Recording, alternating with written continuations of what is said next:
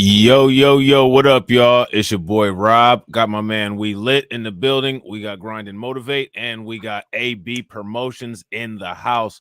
Make sure you guys show some love. All right. Shout out to everybody. How y'all gentlemen doing? Doing good. What about y'all? Grift. Grift set, grift set, grift set. Hold on. Don't check me, check your credit score. Right. Big facts. So if you guys could hear us okay, give us a thumbs up or a radiation emoji in the chat. If you guys cannot hear us okay, give us an angry face or a thumbs down. We get the mic levels checked out. So here's the question for y'all. What we going to talk about today? Yeah, let's get on Abba and Preach. That we're going to get on I've been preach. I've been preaching these. I've been preaching these some more work. I got They it. need That's they what's need up. all They need all the work. Facts. And we need all that grift. You know what I'm saying? We need all that grift. You gonna get this Absolutely. grift. Yeah, we're gonna get the grift because the grift set coming. So before we get into that, I had a couple articles that I wanted y'all to check out. So I'm gonna show those to y'all real quick. Hold on one second. Okay, yeah. The first one is about the passport bros. What y'all think about the passport bros? How do y'all feel about the passport bros? Let me know in the comment section how y'all feel about the passport movement. Shout out to Sifa. Sifa said, F Abba and Preach. I rock with the movement, man. There's this one guy on TikTok, man. He puts a whole different light on the movement. Now, just for the guys that are just going out there trying to get some panties in the jammies, I mean, that's a whole nother set. But I forget his name. I'll look him up, but I kind of rock with it. Yeah, no, I feel you. How about you? How you feel about it, Grind? Well, go ahead. My bad. I ain't mean to cut you off. No, I'm good. I'm good. Okay. I feel the same way We Lit feels. I just think that some of the dudes that have been representing it online have been extremely lame. That's pretty much my main gripe with it. That's the guy right there in the picture, by the way. My bad. Oh, we're gonna get into it. We're gonna get into it. Yeah, I'm all about it, and honestly, more so about it for people being able to travel and being able to see parts of the world and get like a full experience of life. You know what I mean? Not so much just for finding a woman. I just was gonna say the same thing. Like, yo, getting your passport is important, man. Nobody wants to be, stuck in one area. It's good to see other aspects of the world. You know what I mean? Not just for relationship, standards, but just going out there and seeing what the world got to offer. You know what I mean? So definitely the passport bro movement. And truth be told, I feel like just a little bit, but the females are kind of hating on the men. You know what I mean? Traveling more now than they did before. Yeah, that's facts. Carlton says, "Hey man, we catch them flight." He said there's more bros that we should be worried about than the passport bros. There's the domestic bros. There's the Wayne's bros. And then bros. It's the undocumented bros. Facts. Them the one that's really wreaking havoc all over the place. Right. The undocumented bros going ham at the border. They like Nelly down there. Let me in now. Let me in now. Joe Biden, Kamala Harris, let me in now. Hey. That's hilarious. That's too funny. All right, so let's check this out real quick. It says, I'm a passport bro. We want traditional wives, not mail order brides. Now let me ask you guys a question, right? And I want to ask this question to you guys on the panel, and I want to ask this question to the people in the chat. So make sure you guys respond. All right.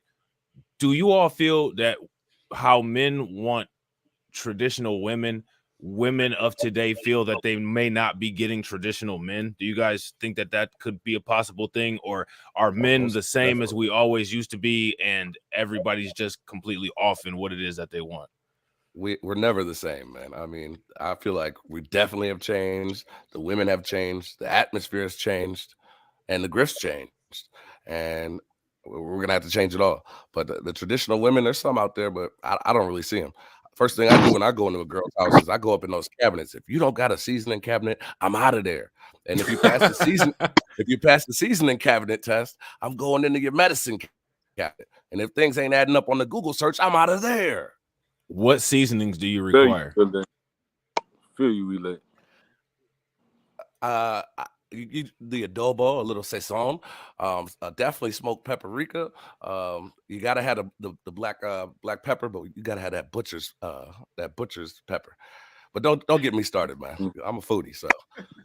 No, we need to, man. Maybe I need, you know what I'm saying? We all might need to take a look at our cabinets. You know what I'm saying? That is a great aspect of looking at it. Like, yo, yeah, you definitely got to take that cabinet.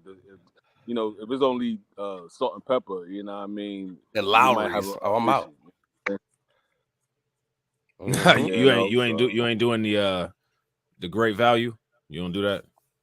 Well, the onion powder cool, but you know. Look, I like garlic that salt. goes back. That goes back to Alvin and Preach. They the store brand. You know what I'm saying?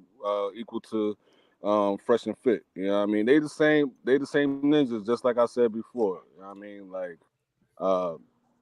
as far as backgrounds is concerned, you know, I rock with Fresh though. Fresh is my guy. You know, Fresh CEO is about to probably come out with a all-tell book. You know what I mean? Yeah, that'll be crazy. Man. Hey guys, I just want to tell you guys, I'm coming out with a book. It's about my experience that I had on the podcast, Fresh and Fit. So make sure you guys check in the chat.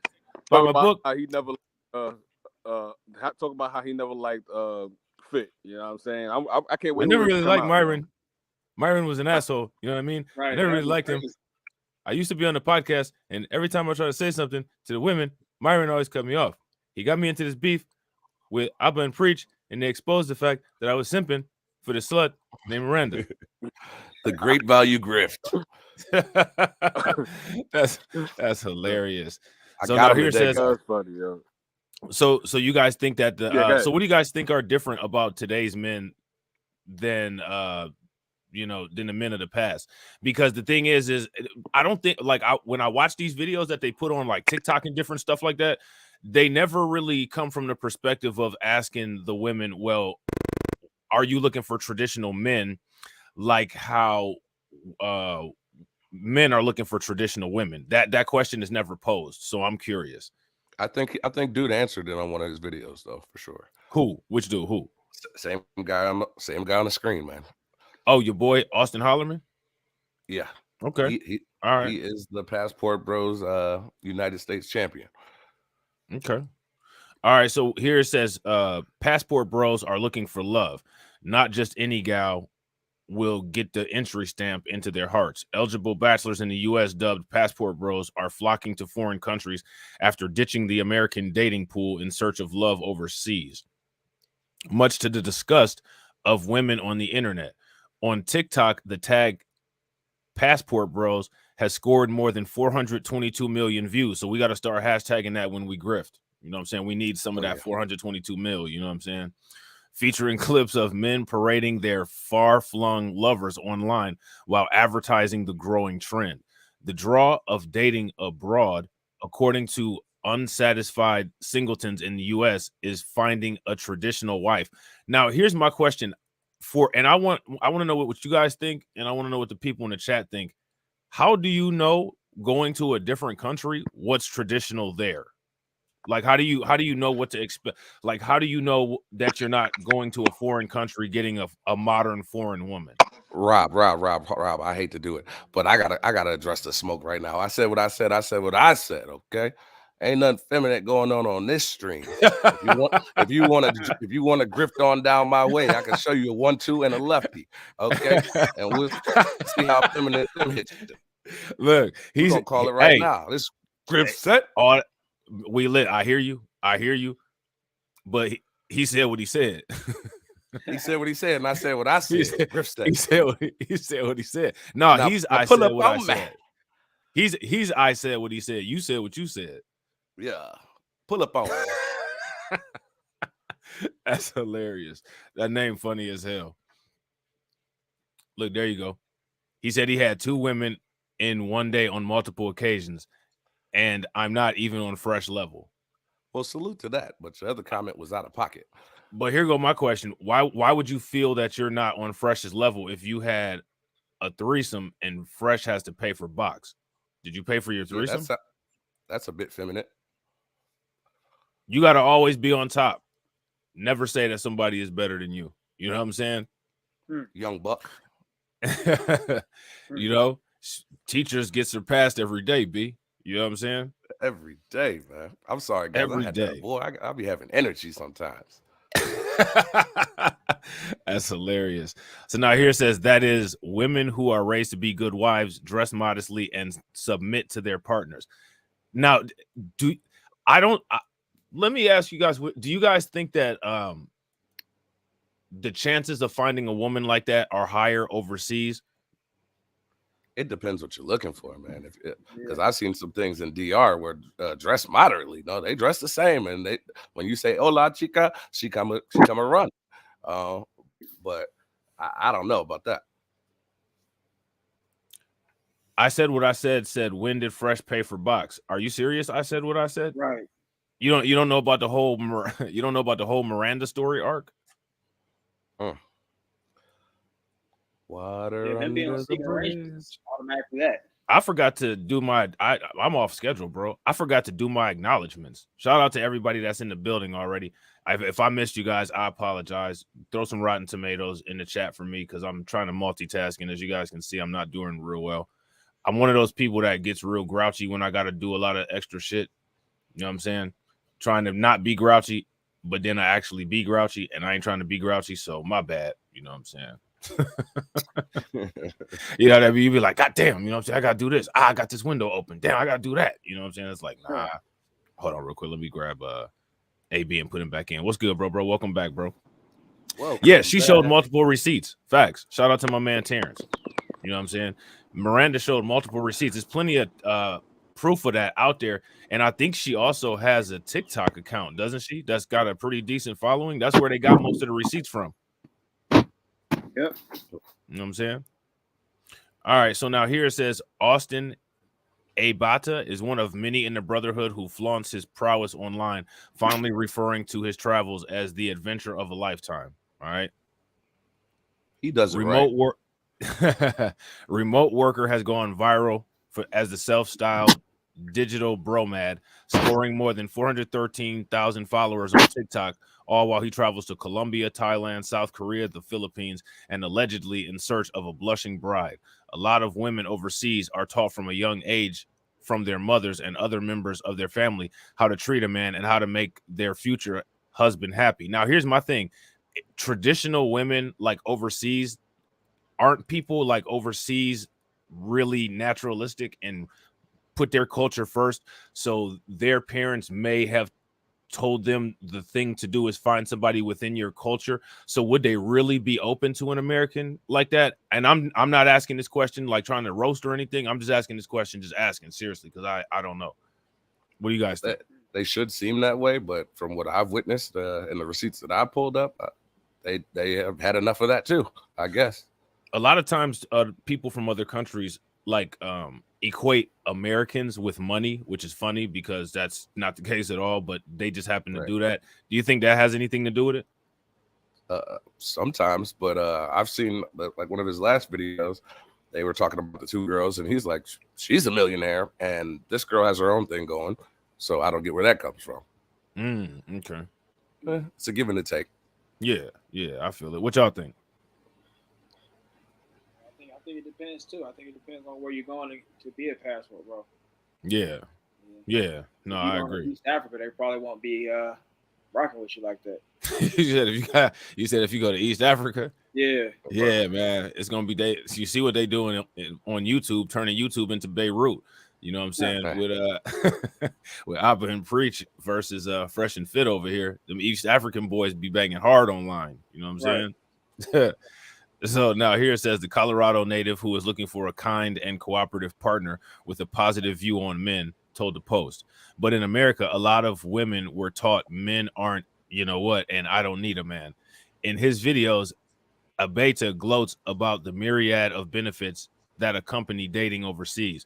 For one, men from the U.S. are quote-unquote exotic, as he claims in a TikTok post with more than 1.8 million views, adding that playing into a stereotype of a rich American will take single men far. So play into the stereotype. I mean, we're all doing what we're doing, and over in some countries, we're considered rich. So yeah, that's true. I guess. Yeah, I mean, I guess so. You know what I'm saying? Some places you send $100 over there for the month. Yeah, your big bank ain't. Yeah. Yeah, I guess so. Oh, you know what? Hey, AB Promotions, don't try to join the stream through Google Chrome if you can. I don't know what kind of phone you got. If you got an iPhone or if you got a Droid.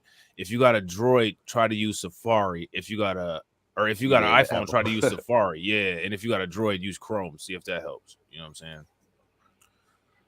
Carlton Way, you're right. It's all about balance. It's all about balance. What did Lil Wayne say? Chef up in the kitchen like, what the hell is a sandwich? I told him that we need middle ground. We need balance. You know what else? You know what else Lil Wayne said? After I come to my senses. Hello. You know what I'm saying? The American grift. The great American grift. Yeah, so I think this article doesn't really say too much about play the one of his Passport videos, Bros. bro. This guy's videos right here. Let's play this. Play one of them. Let's see what he's talking about. I think it might. Oh, okay. No, hold on. Yeah, it took me to TikTok. Hold on, real quick. Just hit the volume button on it.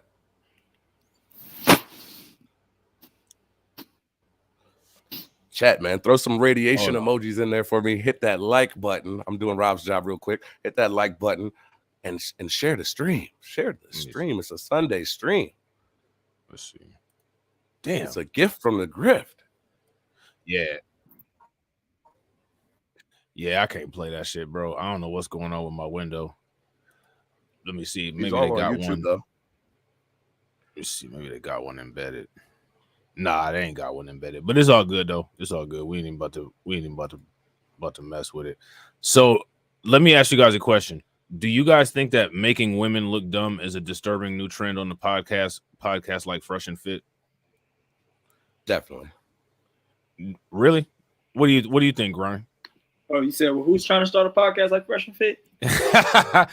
Grind in that chat. Grind part of the chat spam mafia. Shout out to the chat spam mafia, man. Throw some radiation emojis and flames in the chat. You know what I'm saying? The New York Post came out with this article right here, and it's saying making women look dumb is a disturbing new podcast trend. Oh yeah. Do you guys agree with that, or do you disagree? I agree with that. I think it's that definitely seems to be what's popular right now. Yeah, I agree. What do you guys think in the chat? If you guys agree, give me a thumbs up. If you guys disagree, give me a thumbs down. Shout out to my man Torian. Torian said we almost at 700. We almost at 700. We got to get that 1K, y'all. Smash that like button. Make sure y'all hit that bell.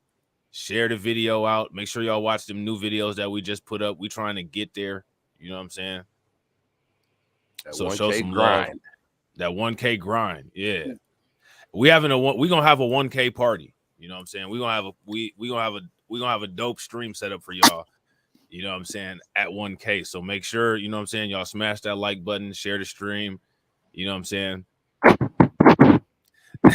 Cephas says, so do you recognize that Abba is at least a know-it-all? What do you guys think in the chat? Is Abba a know-it-all? What do you guys think on the panel? I don't think Abba's a know-it-all. I don't think he's a know-it-all. Nah.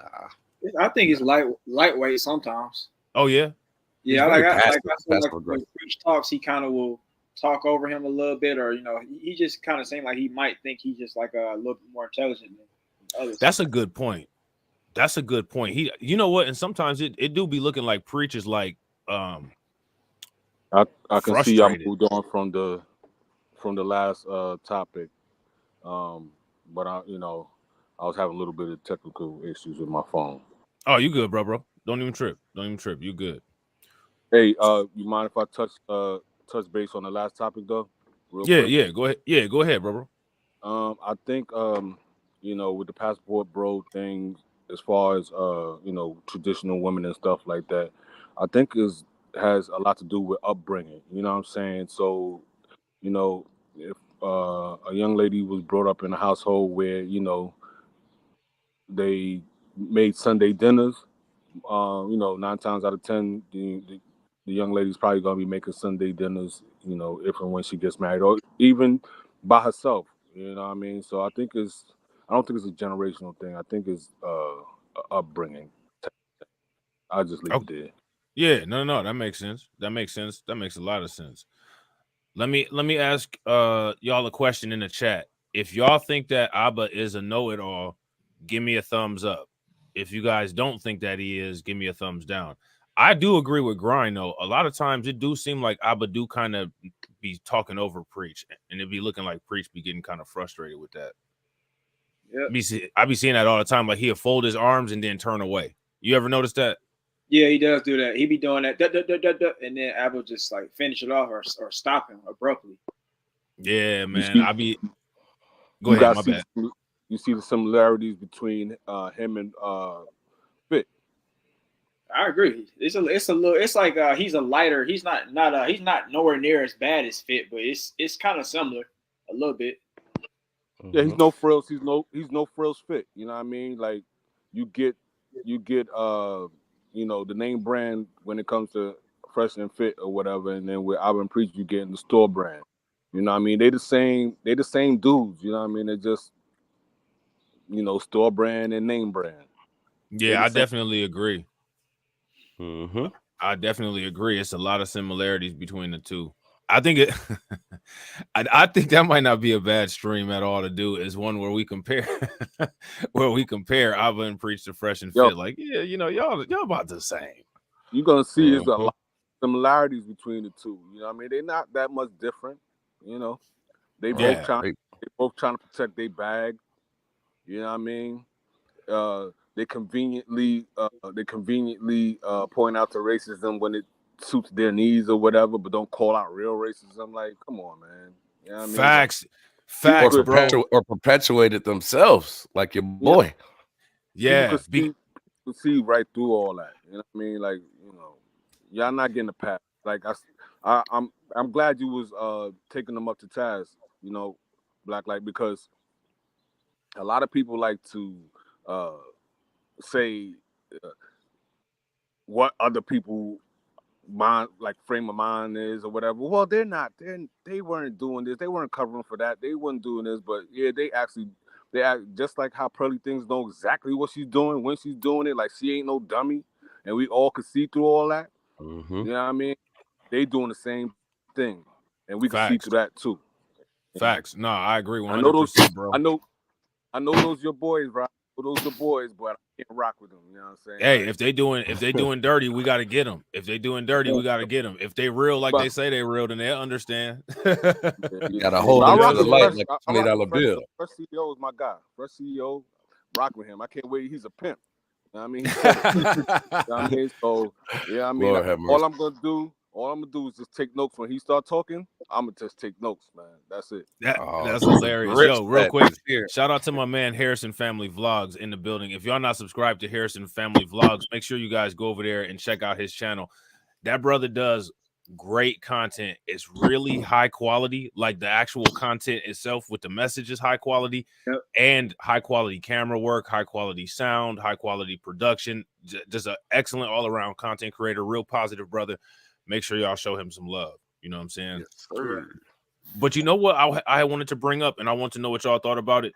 What did y'all think about how Abba was like? Because I was actually watching the last live stream as I was cutting up the clips. And I was like, that's interesting that Abba said, oh, just Pearly Things actually took Brittany Venti's advice and dressed real nice in orange for her to go to her to meet up with the racists or whatever. And it's like, bruh, do you and you're still not acknowledging, well, maybe she is racist because look at the people that she's hanging around and look at how she dressed for the racist occasion. You know what I'm saying? But like he still he didn't address that. You know what I'm saying? I just thought that was interesting. What y'all think? She put her Sunday's best on for that one, didn't she? Man. Yeah, he's not gonna address that because he ain't messing up the bag. Like it's all about the money. You know what I'm saying? Like they know exactly what they doing. Abba ain't no Abba ain't no dummy. He knows exactly what he's doing. He's catering to his audience or whatever. He's telling them what they want to hear. He knows the truth. You know what I mean? Like he's gonna call them racist, but not in the exclude Pearly with like when she was scrolling off the screen in her chair. Like that's what you're doing because she scrolled off the screen. Now she ain't racist. Nah, bro. We know what the game is. You know what I mean? Like nah. They all lumped up in one. They all lumped up in the same bag. You know what I mean? If you're gonna brush them with a if you're gonna paint them with a brush or whatever, you gotta brush her too. You gotta paint her too. Yeah. Right, that's facts. Shout out to Devo. Devo says Myron thinks he's right about everything. What do you guys think about that? Do you guys agree or do you guys disagree? I actually agree with that because Myron be going ham. Like, that's actual and factual. Yep. And Myron to go in on you, like he'll just start calling you names and acting crazy, like if you don't agree. You know what I'm saying? I've been waiting for somebody to just get up and sock him though. Nobody's ever tried. Yeah, Myron. That stand your ground law. He's in Florida. Yeah, Myron do be packing though. He got the pipe. Yeah, he'll run that. Man, run the fade. Myron's a cornball with a thing going through his damn head, man. No. That's big, man. He's corny as hell, yo. He's corny. Well, I want to get us out. I want to get us cleared. I want to get us cleared on this right now. Do you all feel that the Reacts podcast makes women dumb? If you guys feel like we make women dumb, give us an angry face in the chat. If you guys feel like we don't and we handle everybody pretty equally, give us a thumbs up. I don't want to be out here contributing to this trend of podcasting making women dumb. You know what I'm saying? I'm giving the first thumbs up right now. That's hilarious. I give everybody free reign to make themselves look dumb, including myself. I think like you know, like Reacts, you know what I mean? All black, like all your channels, you know what I mean? I think most people probably hate watching, you know what I'm saying? They like what Styles P said. Styles P, your favorite rapper. I think that's what people be doing. You know what I mean? Like, you know, people be watching, they be loving the content, but they be hating at the same time. You know what I'm saying? And you know, people be scared, you know what I'm saying? People be scared, they be cloud watching. You know what I'm saying? They be doing my man Grind and Motivate like that. Then once in the blue moon, they'll put a hate comment on there like, you can't box. You know, like, pull up on him, man. You won't box circa, bucko. You will. I don't know if I probably can't do 3 minutes no more. But you know, a lot of people don't know 30 seconds is a long time. A lot of things can happen in 30 seconds. You know what I'm saying? When y'all were talking about like dropping somebody with a body shot, it's absolutely true. I remember sparring somebody. It was years ago though. I was still in my 30s, but I was sparring somebody. You know, when he's throwing some jabs, you know, so I slipped the jab and I sidestep, right? Yeah. And I catch him with a left hook in like in the liver area. This is all you heard. Shut down. And this is that's a grown man. You know what I'm saying? You know what I mean? I believe it. It's a grown man. I caught him right there. He's like, So I'm like, all right. How'd he do again? Clip it. Sound like a little girl. Right. You know what I mean? So don't count the body shots out, yo. You know what I mean? You know what I mean? You seriously could get hurt. You know what I mean? So oh yeah. I seen a YouTube short of Andrew Tate. He was actually boxing some dude from TikTok, and he put him down with a body shot. He was getting touched up by another dude. Yeah. Shout out to the homie Win Loser Rug. What's good with it, bro? Oh, Andrew Tate? Yeah, he was getting touched up by some dude one time. It was just recent too. This is a great tangent right now. A lot of people in the comments doing all that crazy stuff ain't never threw a punch. I know that for a fact. Yeah, a lot of people can't go 1 minute, man. 1 minute is a long time. If you could do 3 minutes, you know what I mean, you in top notch shape. Big facts. I've talked to several people, man, that have said they've never been in a confrontation in a fight before. I'm like, man, I don't know what kind of life you live. Have you never been in a physical confrontation ever?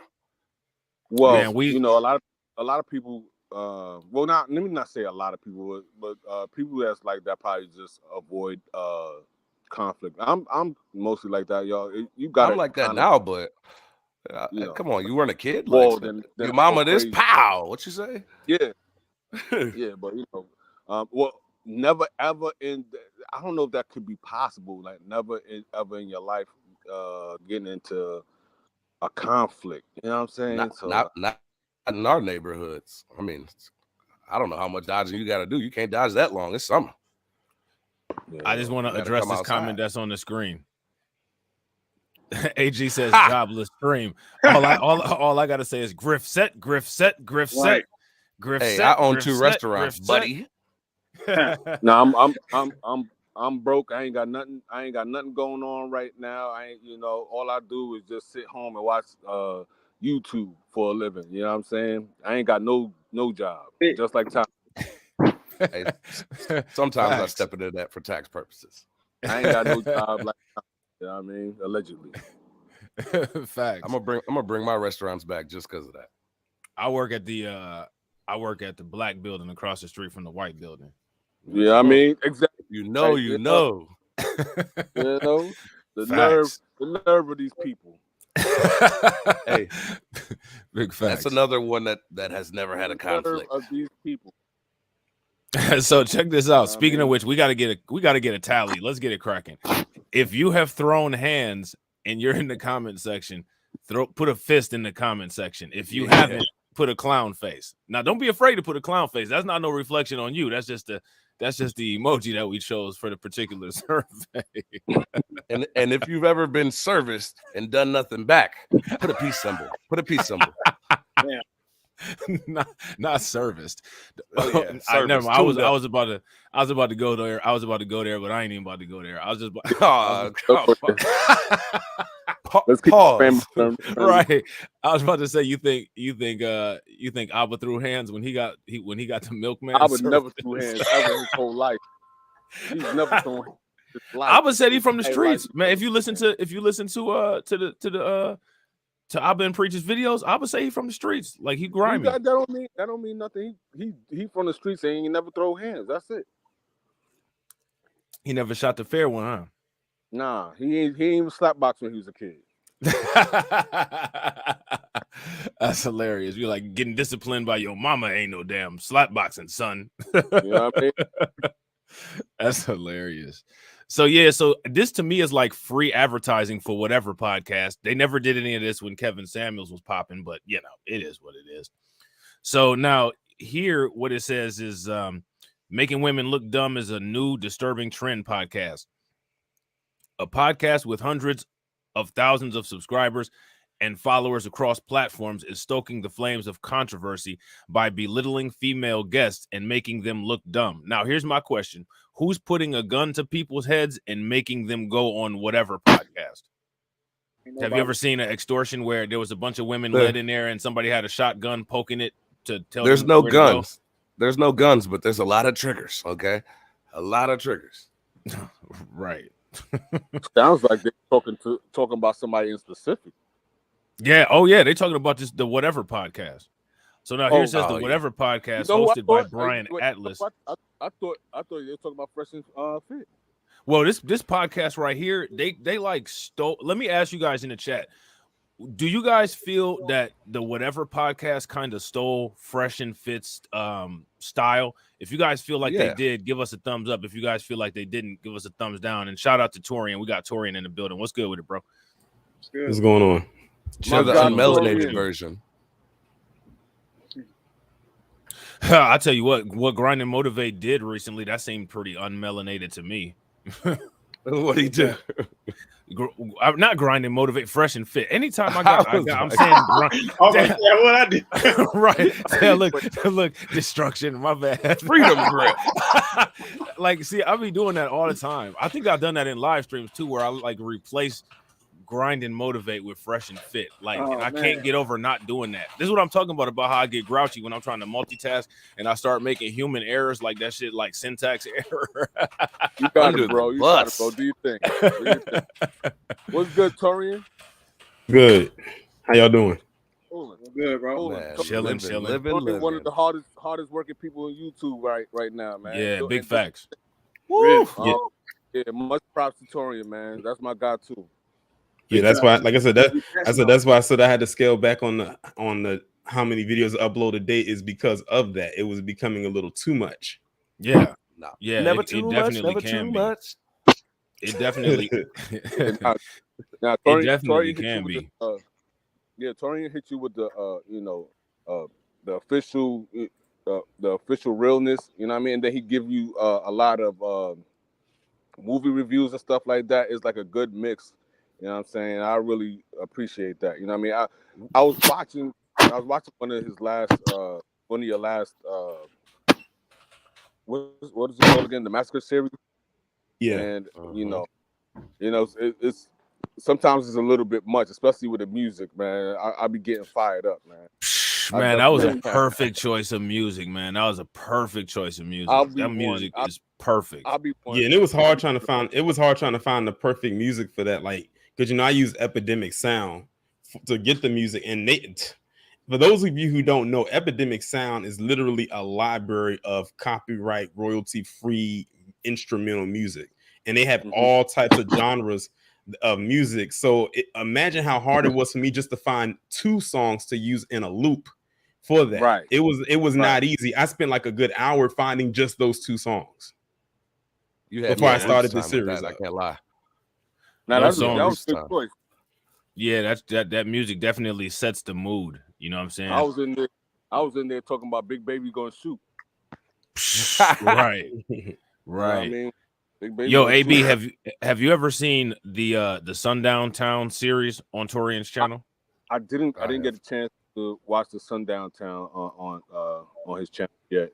You know, yeah, bro. I'm trying to be doing a lot of content or whatever that, you know, it's kind of, and they be kind of long form, so you got to really have the time to sit down and listen to it. You know what I'm saying? So yeah, is he the Lil Wayne of YouTube? No, Torian better than Lil Wayne. I'm talking about with dropping the product. Oh, absolutely. Yeah, absolutely. The best way to watch Torian's videos is not to watch a single video. Watch a playlist. That's what I always do. Yeah. Like, because I'll go to work, or if I'm doing something, I'll put on a playlist, and I'll watch. If I'm listening, I'll watch like about an hour's worth of videos in one sitting while I'm actually doing something. That's how I got through a lot of the. Because how long did it take you to do the Sundown, like that, which is first of all crazy that there were so many Sundown towns in the United States, but it took you over a year to complete the Sundown series, didn't it? Yeah, actually longer than that, because I started it in January of 2020 and I didn't end it until like around May of last year. Wow. Dedication. Wow. How many total Sundown towns were there? Did you keep count? It was probably almost 130. Damn. And most of them were in Indiana. I literally spent 3 months in Indiana alone. That's Rob neck of the woods. Yeah, kind of. It is kind of, yeah. But my neck of the woods more so would be like Pennsylvania. Okay, got Indiana would be more. Yeah, because you in Ohio. Ohio's like right next door to PA. I think I would say more next door to Pittsburgh. Well, we border a couple states. We border West Virginia. We border Kentucky. Michigan. We border Michigan. Indiana, right? I think we border Indiana. I think we do border Indiana too. Yeah, we do border Indiana, and we also border Canada. We got a lot of borders. We got a lot of borders. Yeah. We got a lot of borders. My border in states of Delaware, West Virginia, and Virginia. The DMV. You know what I'm saying? Shout out to the DMV. Definitely shout out. Damn, that made me want some Ben's chili bowl. Right down there on Georgia Ave. right near Howard University. Yeah, I gotta sit in the back where Martin and them sat. That's hilarious. It's the whole vibe, you know.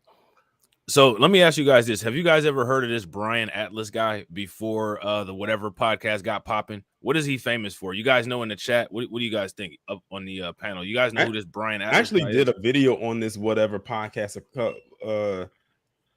back in, I forgot, was it April? I forget. It was either April or early May when I had came across a video on Twitter where I think it must have been him. It had to be him, where they were asking the women on the panel to define what a woman is. Man, that was so cringy to listen to those responses. What was it like when that and shout out real quick to my man Bitter Truth Show over on Rumble. Was it like when that PhD was in the Senate and she was debating? Was that with Josh Hawley about what is a woman? Asking her what a woman was, and she gave like this roundabout answer. Oh my goodness. Yeah, it sort of was like that. But imagine doing that with multiple women. Shout out to TD Hip Hop Media. Well, after I got fired by the phone, you know what I'm saying, which, you know, that's not really good practice to do for employers, you know, out there, but I got fired over the phone, you know what I'm saying? And so TD came in and made the announcement official. Just so you all know, me and Rob got beef and our partnership is over. I don't know how he managed to do this, but he sent me a text message with red letters and it said unfriended, you know what I'm saying? I was like, oh, damn. I was like, oh, man, okay. You know what I'm saying? But yeah, it's okay because I got drafted by the grift set. So it's all good. We banging over here now. Throw up your cheese. So now here it says the podcast team uses social media to seek women panelists, only to later roast them online in snippets, pandering to the virality of the inflammatory hot takes. In other words, it's perfect clickbait. All right. Now, this is the stuff that people say that they don't want to watch, yet somehow it magically gets the most views. Is it magic, or do people actually just want to watch this stuff? People actually want to watch it. They want to watch it. I think the so. curiosity is there. Yeah. I'm distracted right now about this guy's blue hair. I'm sorry. He needs That's to get destiny. We've been on Smurf. Do you see the other one that looks like he cleaned out a rusty pipe with a toupee and then put it on his head? What is? Man, we what got is guys? blue and red. Yeah, he looks like And he's look wearing. at they on opposite ends of the table. Mm-hmm. He's wearing red green Crips moss and on top Bloods. of his head. I don't watch none of these guys. What? I See, did you a missing video out. on these guys though. I don't feel bad. I don't watch. Listen, I don't watch them either. It's just that somehow it keeps popping up. As a matter of fact, I'm glad I said that because the video that I did this morning was called "Is Digital Redlining Real?" Oh wow! Yes, it is. I did And- see. I did see. I think you just Rob, did that you like know. 15 minutes ago, right? Or Yeah, like did it on I did like earlier this morning. oh, got you. And basically, Rob's been when I was redlined. saying that, I was saying how this is an example of digital redlining, how they will put this type of content in front of you, but they will bury stuff like my content or Rob's content or even this channel. Facts. Like I said, it's based, you know how the history of redlining is in the establishment, but now they can take it from being in a physical realm and put it into the digital realm. Yeah, big facts. Big facts. Real quick, And guys. it works a little bit faster too because it is digital. Yeah, absolutely. You can get the information out quick. You can shoot it to, you know, people through like a Discord or, you know, one of those programs like that, or Messenger, Zoom call. Yeah, you can get that stuff done real quick, and it makes it worse, which is one of the reasons why we got to strengthen our networks that we have. Real quick, my man Jay the Informant just joined the panel with the receipts. Shout out to my man Jay the Informant. What's good, bro? What's going on with you? Yo, what's going on, panel? How's everybody doing? Doing good. We chilling. Cooling. That's what's up, man. Ready to get up on it. Yeah, that's what's good. So real quick, ladies and gentlemen, shout out to everybody that's watching the Grind and Motivates channel. Please take a moment, smash that like button over there. All right, make sure you guys share the video to your social media.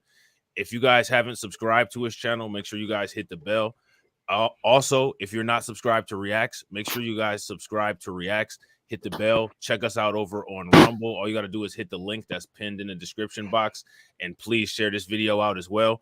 Everybody else who's on the panel, my man We Lit, Jay the Informant, AB Promotions, and Torian on the Reacts podcast channel.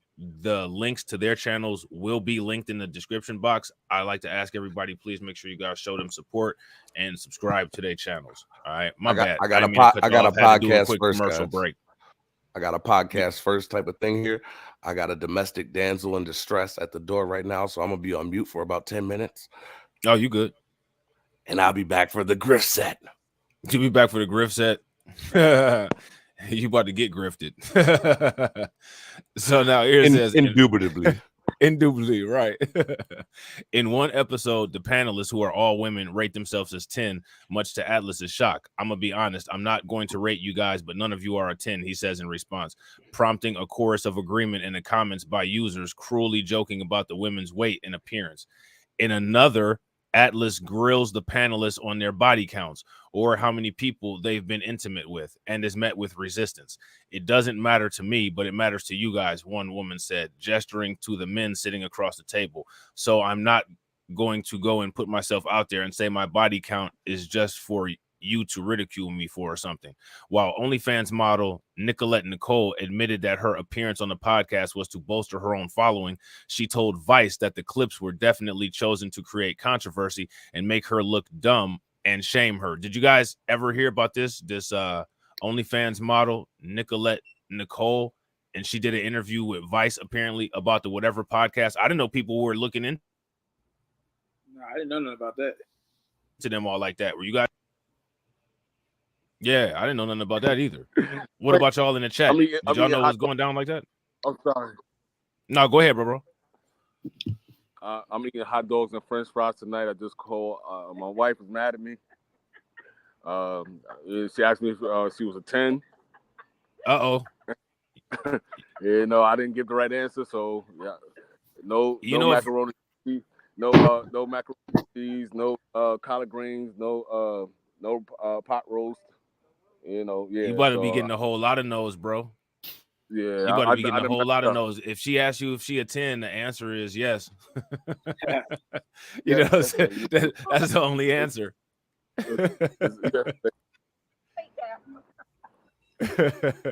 That's hilarious. All right, so now here it says, let me see. So yeah, so there's that with that OnlyFans model, and we'll check that out a little bit later. But yeah, so my thing is that when it comes to how everybody is saying like, oh, you know, this is so horrible, these women are going on the show. Like, my thing is, why do people continue going on shows like this? Why do they keep doing it? It said it right there in the article to bolster their numbers. Yeah, right. I agree. I said nowadays that is the currency. That is the new currency. Attention is the new currency. You can't spend it anywhere, but I mean, it's something, I guess. Yeah, absolutely. What do you guys think? Do you guys, if you guys agree in the comment section that attention is the new currency, give me a thumbs up. If you guys disagree, then give me a thumbs down. You want to know how I know attention is the new currency? Look at how many people post videos on Instagram or on TikTok of them just looking and posing in the camera without saying a word. Yeah, big fact. I think those are some of the most annoying videos. I said you could have just took a selfie. Yeah, I don't know why they do that. So I found some white content creators that actually reacted to the Fresh and Fit situation, and I thought that their reaction was interesting because in many cases it's very different than ours. And I want to see if you guys in the comment section and if you guys on the panel feel any kind of way or see any points to talk about based on what some of these people say. So let's check this guy. What is this guy's name? Is this Playing with Fire? Grind? That's Playing with Fire. Okay, yeah. So this guy's name is Playing with Fire. All right. Today's topic, I just Fresh and Fit ended her career with last night's Epstein.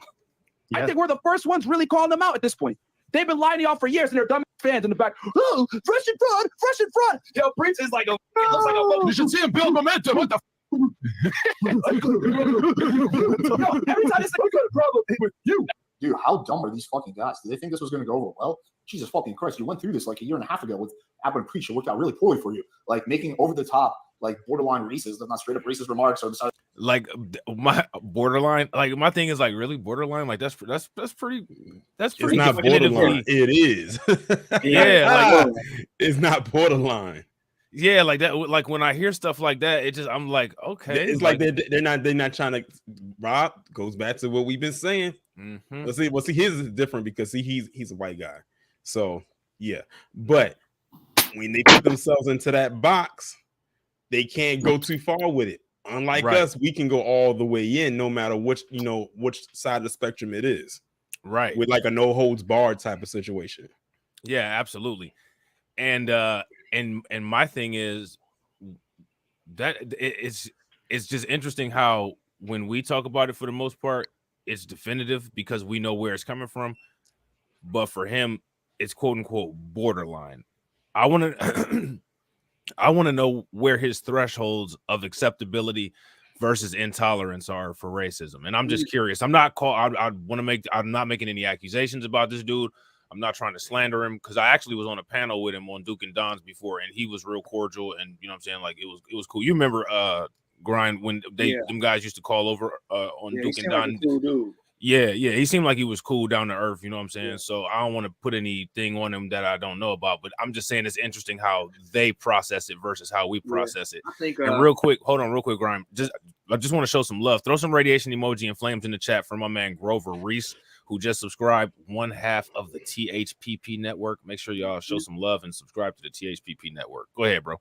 Oh yeah, I think it's kind of similar to how Abin Preach don't want to lose our audience, since he obviously has more of a white audience. He definitely don't want to seem like he's caping too hard for the black people. Like that video I sent you the other day with the MMA guy who was saying that black fighters kind of get more, they get less of a a little bit of room to make a mistake, and everybody kind of unfollowed him and start saying, you're racist and all this kind of stuff. He lost all his money off of YouTube, all his revenue. I think it's kind of the same thing as this. Yeah, I agree. So yeah, you don't want to seem like, oh yeah, I'm really caping for the blacks. That was racist. It was bad. So he can't do that. I agree. He can't. See, the thing is, and see, this Alex guy, he can't go that far because he doesn't want to be seen as, well, what his descendants, his ancestors, I should say, called the N-word lovers. Right. Big facts. So shout out to THPP. THPP says, tell everyone to check their subs. I was unsubscribed from all of your channels, my G. WTF, they play games. See? Yeah, that's crazy. That digital redlining. What did I tell y'all? That's digital redlining, which is crazy because THPP is a paid member, you know what I'm saying, on one of my channels. So I know he didn't unsubscribe. So it had to be YouTube, because you ain't about to unsubscribe from somebody that you got a membership to their channel on. So it's YouTube playing them games again. You know what I'm saying? Speaking of which, let me ask y'all in the chat, have y'all ever found yourself unsubscribed from somebody that you watch their content currently, like, all the time? If you guys have, in the comment section, put an angry face. If you guys haven't, you know what I'm saying, then I guess put a you don't know what I'm talking about emoji in the chat. I have. I used to get unsubscribed from Torian all the time for some reason. I watch his content every day. Yeah, I had people tell me before, like in the comment section, they'll say that not lately, but in the past, they said that I was unsubscribed from the channel. That's all I always tell my people, make sure that it's still there, that it still says subscribe. Yeah, I don't know why it kept doing that. Every time I would go to your channel, it would, like, the bell the subscribe would still be in the red letters, like the bell wouldn't be hit, and I'm like, what the heck? Like, didn't make any sense. It seemed like it hasn't happened as much anymore, but it's just really weird. And honestly, I think that's interesting, because I don't think that they do that with quote unquote other content creators, and that's how they accumulate like millions of subscribers. And they literally like make sure, like, if somebody doesn't watch our content in 2 days, they're not interested, and then just remove them. You know. All right, I'm gonna keep going with this. They definitely got that. Oh, my bad, bro. Go ahead. Yeah, they definitely got that. That floodlight.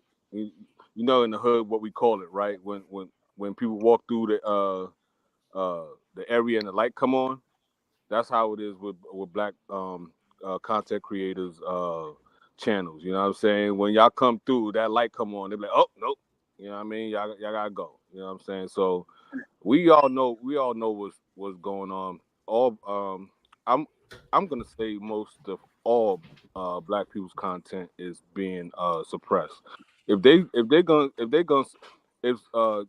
Jason Black could get to like 500,000 twice or 3 times, I don't know how many times he's done it, but just that alone, other black content creators probably or most likely are being suppressed too. You know what I'm saying? And it is what it is. We got to maneuver in this system that they created. So, Right. but guess what? We don't complain. We just adapt like we always do. You know what I mean? Big facts. Big facts. Yo, you know who's not complaining about that? Who? Roland Martin. That's because he's busy rolling around. You know what I'm saying? I think. Hold on. Who did we lose? We lost somebody. Oh, we lost. We lit. Okay, we lost. We lit. He'll be back. It's corny as hell, yo. Man, they super corny. But I'm still rocking with Fresh though. I'm he's coming out with a book soon. How he hates Myron. So look out for that soon. But I tell you what though, fresh CEO is funny though. He be cracking me up, man. Like to me, he got a better sense of humor than Myron. Myron's not really funny. Fresh and Fit Fresh Prince CEO be funny by accident. Like he don't even be realizing he funny, and he'll say some stuff that had me dying laughing. Right. He's a pimp. He's a pimp. That's all I need to hear. After I heard that, I was sold. I've done legendary roasts of Fresh and Fit on my other channel, and I always said, and you can ask Grind to Motivate, and I think Jay was around back then too, so he probably seen some of them videos. I used to always say, I bet you that Fresh CEO is the actual CEO, and he's the brains behind the operation. Myron is too much of a live wire. He's too unhinged. He doesn't seem like he's very responsible. Like he'd be able to actually handle like the business element. Fresh, even though Fresh does kind of seem like somewhat awkward, he seems more together, organized, and laid back. And he actually, honestly, Fresh actually seems more social than Myron, despite the fact that Myron talks more. I have to admit, I have checked Fresh social media. I think it was Instagram something. But he looked like he gets it in. He looked like he cool to be around or whatever. You know what I mean? So yeah, shout out to Fresh CEO. That's my guy. I rock with him, man. Shout out to Devo, the ambivert. He says my fresh impressions could go viral. I think so. I think so too, bro. I think I'm pretty good at it.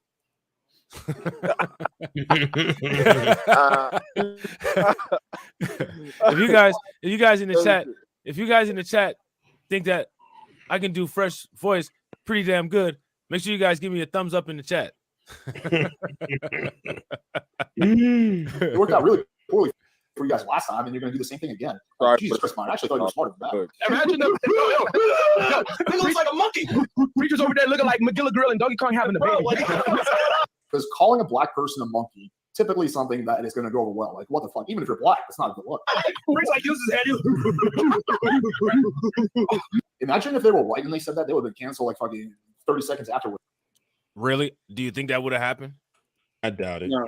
Yeah, when have you ever seen a white person get canceled for doing something like that? What, like, are they going to try to say that Scott Adams? We didn't cancel Scott Adams. The places that he worked for canceled him. We didn't tell him to. Nobody wrote any petitions, I don't think. Like, nobody did that. And I think that's interesting with that whole cancel mob.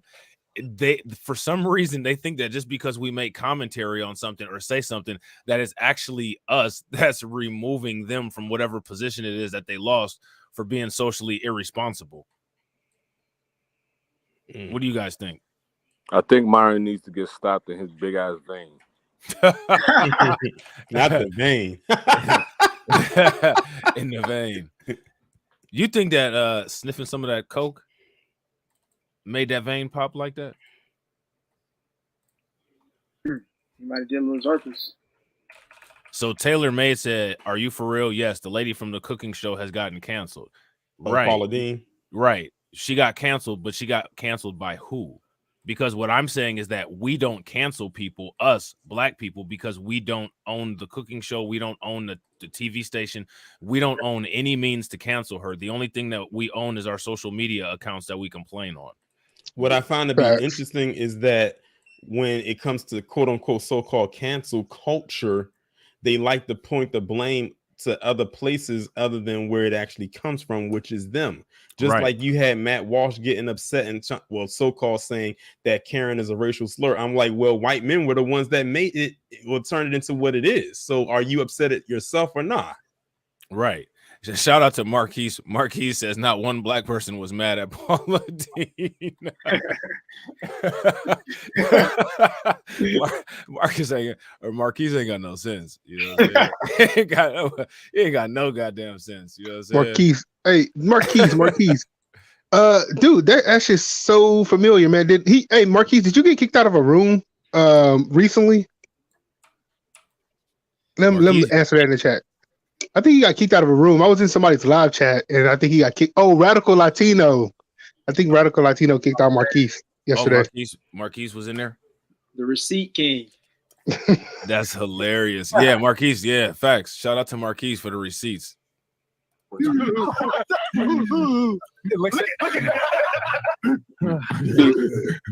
Myron is projecting right now. That's actually like the gayest thing I've ever seen dudes. They're just dancing around making monkey noises. That's all dudes. There's no chicks there. Just dancing around making monkey noises. What the fuck is he doing?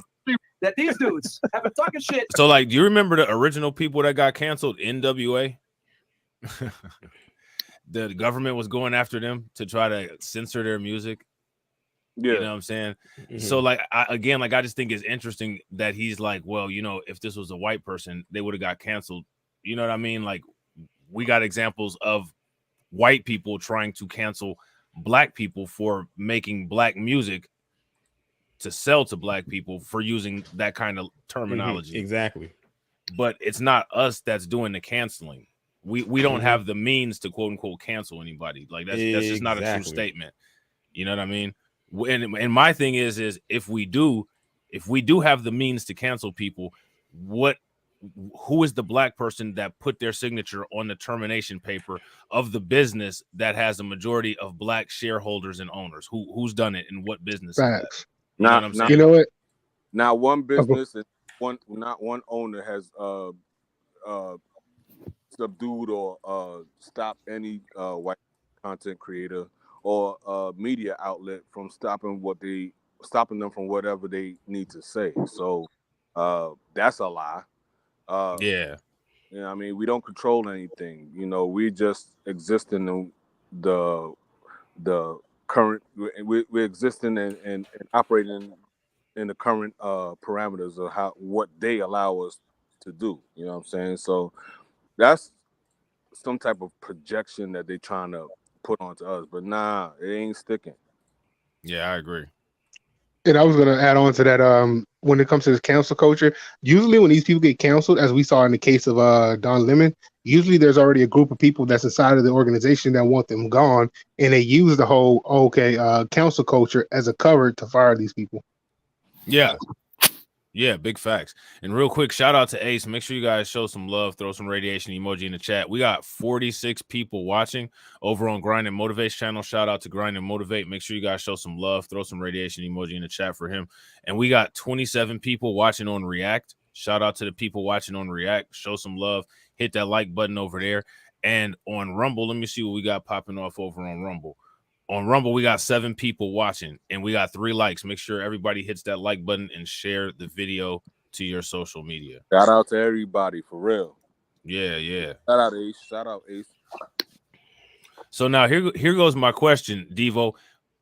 Can you answer the questions that I asked? What apparatuses do we own and operate to cancel somebody from? Oh Lord, is a troll in here? No. I'm just asking. I'm just asking him the question. Oh Lord, because he said he respectfully disagrees. Bob, hit him. Wait, hit who? Who we talking about? I don't know. Whatever troll is in there, get him. Oh no, he ain't trolling. He just asking the question. It's my weird sense of humor. I apologize. Oh, okay.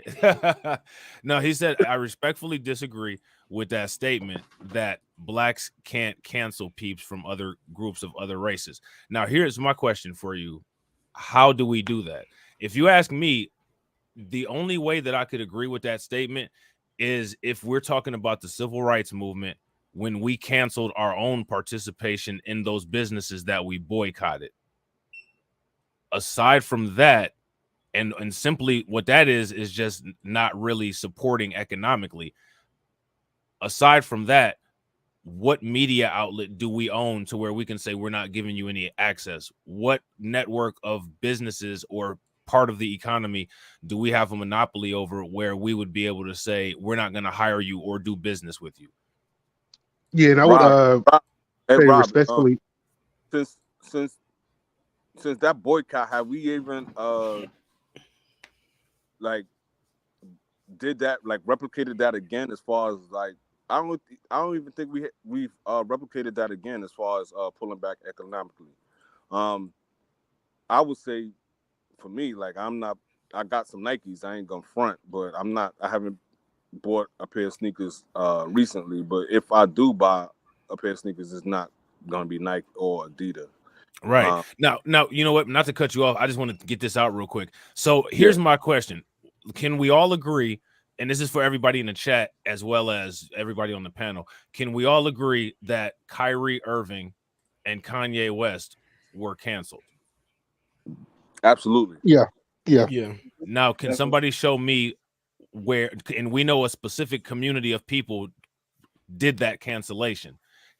Can anyone show me an example of an equivalent to where black people canceled anybody of any other group in the way that Kyrie Irving and Kanye West were? Nope. You can't show that. There's no example that points to where we've economically hindered or stopped anybody from their movement or how they interact in the free market. There's no example that's going to show that. So now here's my question, right? So TaylorMade, and there's a couple other people, and this is no disrespect, so please don't take it as disrespect. This is a discussion, you know what I'm saying? So TaylorMade says Kanye is still operating. Let me ask you a question.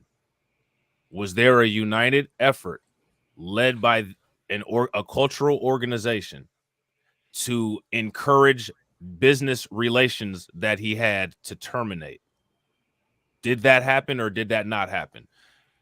Did an organization encourage businesses such as the NBA, such as Adidas, to cut specific ties with Kanye West? Did that happen?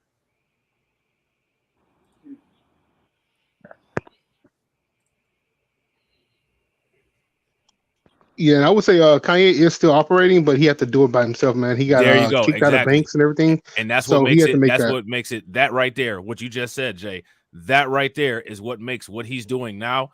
That doesn't have anything to do with his cancellation, because those relationships that he has, those are all self things that he has based on the money that he's using, and he's operating on his own.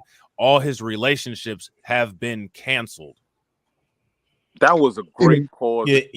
That was a great pause between the question you just asked. Sometimes at Rock, you asking some questions or whatever, and you just let it hang in the air. Yeah, I mean, it's hard. It's different. It's different. You know. And remember, he got dropped by. Like Kanye West, and the thing is, I had told myself I was gonna stop talking about Kanye West after that last stunt he pulled, talking about he watched Wolf of Wall Street, and because of Jonah Hill's, no, it wasn't Wolf of Wall Street. 21 Street. 21 Jump Street. Jump Street. There you go. I said I'm done with Kanye after that one. But remember, he got dropped from his bank, J.P. Morgan Chase. Like they completely dropped him as a client, and they didn't care that he had billions in the bank, because they was like, we're one of the biggest well-known banks in the world. You're just a drop in the bucket for us. So I mean, where you drop, we can get 10 more clients, right? And recoup whatever we lost from you. On another note, that should tell you, that should tell people a lot about money itself. When a whole bank say we don't want your money, that should tell y'all something about these Federal Reserve notes. But I'll leave that there. You know what I mean? And also too, he got dropped from that agency, the one that's like a big representation of a lot of major celebrities, no matter what genre of entertainment they're in. I forgot what the name of it was called, but it's the biggest agency, and he got dropped from that. And that rarely, like, you have to go to the extreme to get dropped from that. Yeah, that's wild. And you know what? Right now would be a good case study for Kanye West, because Kanye West talked about all this. He wants to help the people and all that. That was he got counseled by all these groups, and especially Chase Bank. You know, and Chase Bank is the first one to say that we're diversity included and all that other nonsense. So I would say, did Kanye West take his money? And I believe it was either Professor Black Truth or Jason Black who said there's barely 20 banks, black-owned banks. Kanye West take his money, put it in those black banks, and flex on them, because they flexed on him by counseling him. Did he flex on him and say, okay, you know what? I'll just go to these banks over here, because he was trying to be on his pro-black stuff at the moment, at the time, right? So did he do that? I don't know exactly where he put his money at, but just saying. Yeah, I'm not sure, but that would have been the move to do that. That's the same thing that I was saying about Kyrie Irving in the Nike contract. He should have, in my opinion, teamed up with a black stylist or a black shoe manufacturer, pooled resources and, you know, started independently manufacturing his own shoe. Because the thing is that Alex Jones is canceled, but he can still get his message out. Nick Fuentes is canceled, but he can still get his message out. So just because you can get your message out, that doesn't necessarily mean that you're canceled. When it comes to cancellation, what they're talking about is cancellation is specifically dealing with your business relationships. It means that your business relationships have been canceled. Yeah, let me tell you something else about business. Not to cut you off or anything, but one thing I found out, like I was taking this a business class, there's actually companies that will actually pay people to not do business with other people. Say, for example, Kanye West needed another person to produce his shoes. So the people that he had got kicked out, got canceled by, they will go and make sure that everybody in, say, China, America, don't do business with him or charge him an outrageous price. That way he can't enter into the marketplace. Yeah. Yeah, and what's interesting is the very people who did that to Kanye have laws that protect that from being done to them. But like people are more outraged, and we're having a debate about whether Kanye West was canceled or not. Like, you know what I'm saying? Like that's how we be moving sometimes. It should be weird to me, you know what I'm saying? But it is. And I was going to say this at the beginning of it, where they said when you were saying the other person was pointing out Black people can cancel anybody else from any other group. I was going to ask them for an example. That way I can, maybe I'm wrong because I don't speak in absolutes because I don't know everything. But I would say I can actually pull more cases where the NAACP canceled Black people currently, not the old NAACP that we supported, the new one, than today where Black people can cancel other groups of, I'm not other groups of people, but people in general. Absolutely. Just saying. Absolutely. Absolutely, I agree 100%. Real quick, these chef hats is making me hungry. I want some chicken fried rice. Real quick, y'all, if you guys haven't smashed the like button, please take a moment, smash the like button. Also, if you guys haven't hit the bell, make sure you guys hit the bell, and please make sure you guys share the stream to your social media from wherever you're watching from. For years. And I think the thing is that they've been kind of coasting on is you got to fight fire with fire. And we're going to be nice guys. We're going to toss your salad ammo. We got some accessories here. Okay. I got some apples and peaches here, as y'all can see. Okay. Some grapefruit. Yeah. And we also got some peaches, some milk as well. Have you seen how Reach goes clubbing? He clubs the pitch over there like a fucking game man. I did not think Christian Fit was that dumb. I thought, Walter, sure. I didn't think did he really think this was going to work? What'd you say? These are the corniest people. They're not even entertaining. Like, yeah, bro, and they get all the support. I see what you mean. Corny as F. I would like to know what their age. I want to know what the age demographic of their viewers are. I would love to see their analytics. Yeah, and all of their analytics, like the demographic, the breakdown of male to female. I know it's probably mostly males.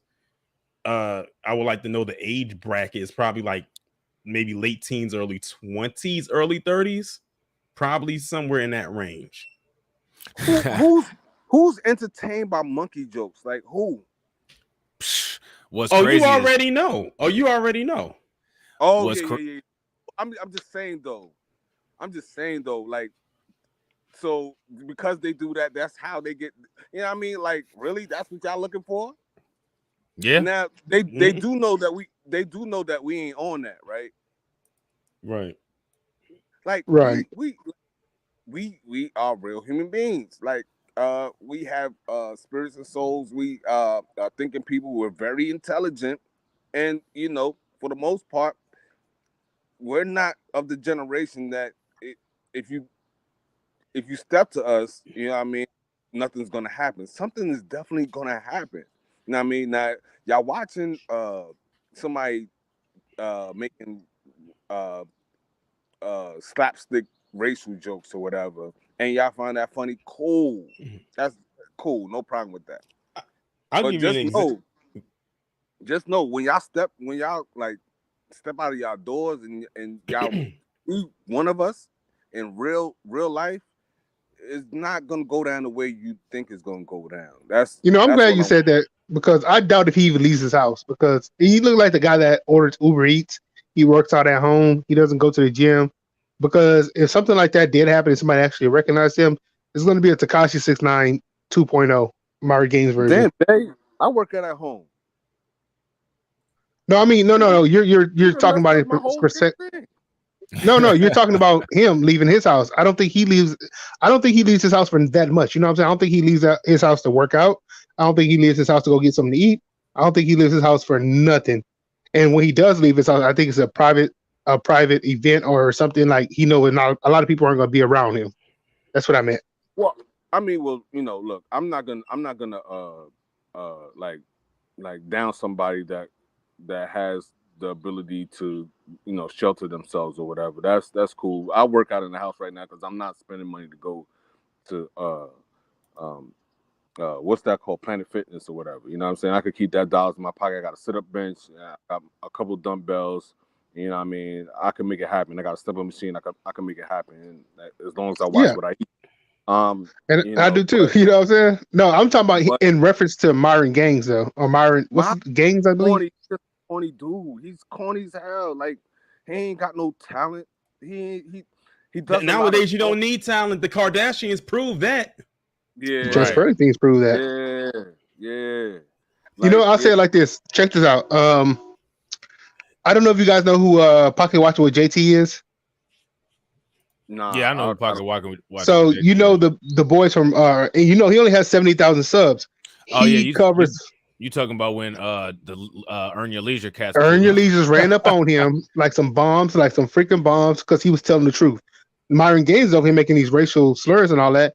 He's not gonna leave his house. I don't think this guy leaves his house, man, because he know that people know where he lives at. Wait. What happened? Because I follow Earn Your Leisure. I don't watch everything that they do, but so what happened with that?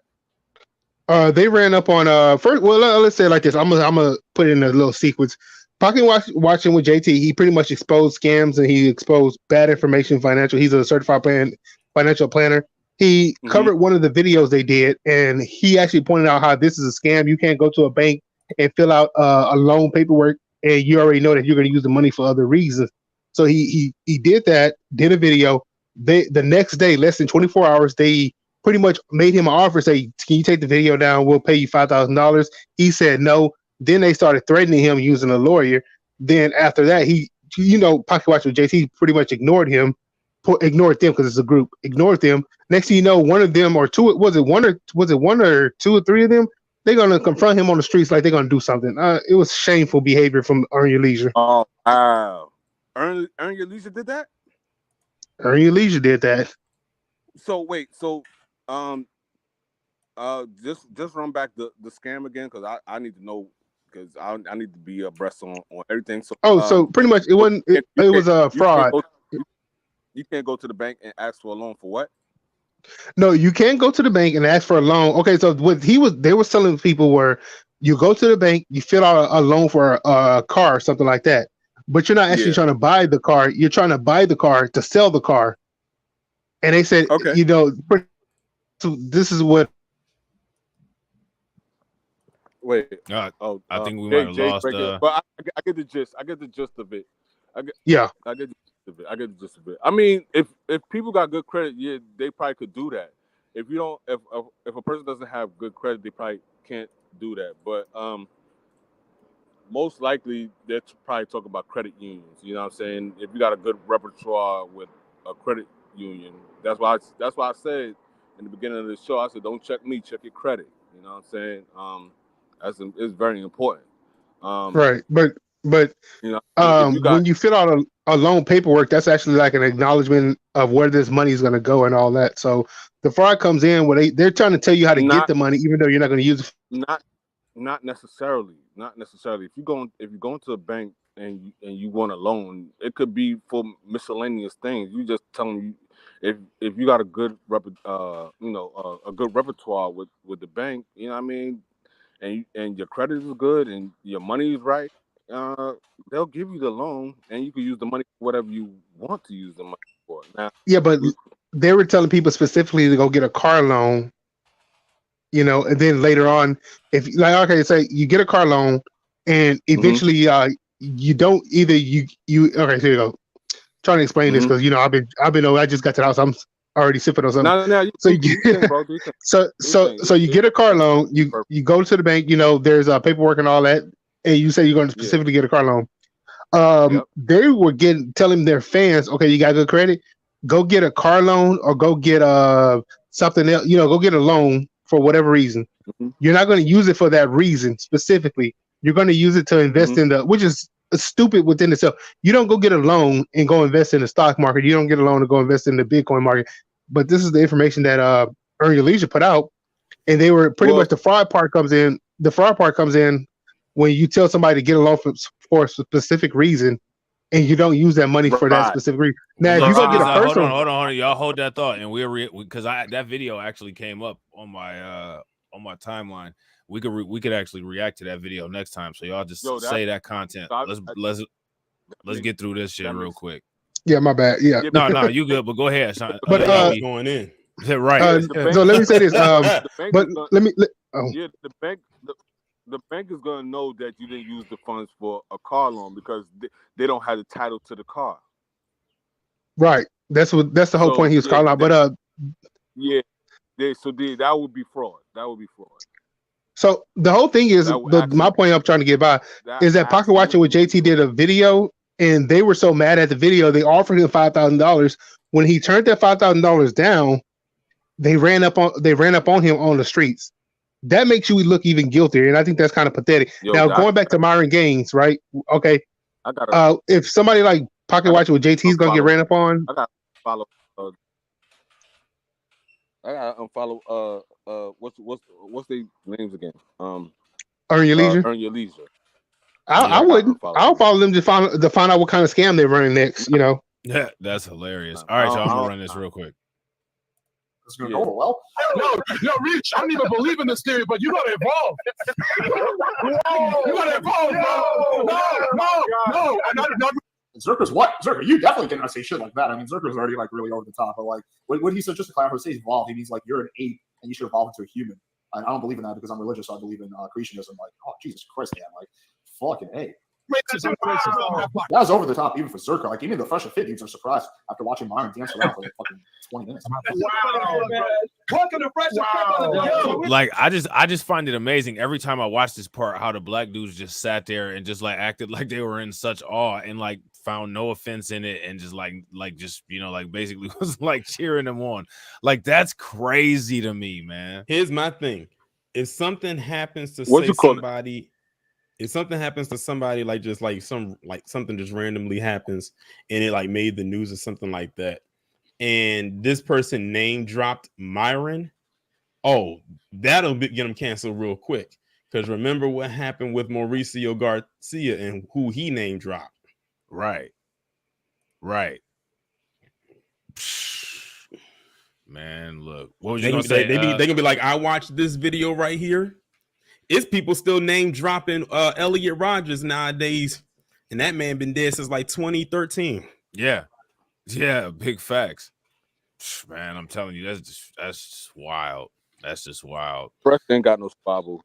He ain't throwing no hands. So I mean, he's 5 foot nothing, and but I rock with Fresh. You know what I'm saying? He's a smart guy. He's a little guy, and he's doing the best that he could do for himself.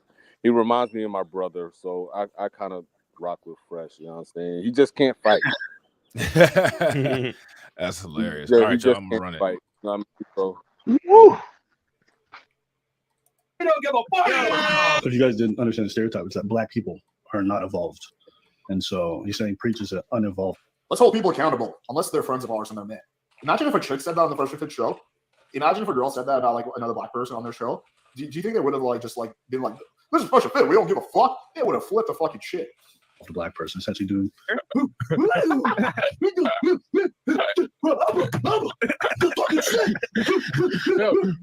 you look like in the island, we say Bonabati man. Strict.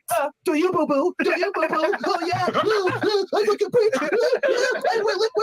Now, see that. Now, what I find interesting is the whole "do you boo boo" thing.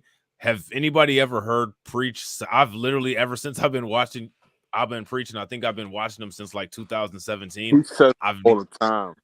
He says a lot. He says.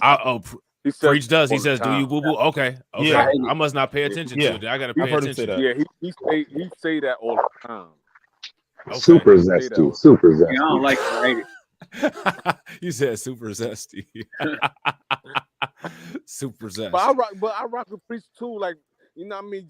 Certain justices don't kind of, they don't tell you nothing about a person. So you know, I rock with Peace. I rock with Peace maybe because they look more like me, whatever. I rock with Peace and I rock with Fresh, but what's their name? Alvin Martin or whatever. Those guys are questionable because either they black or they not black. I don't know.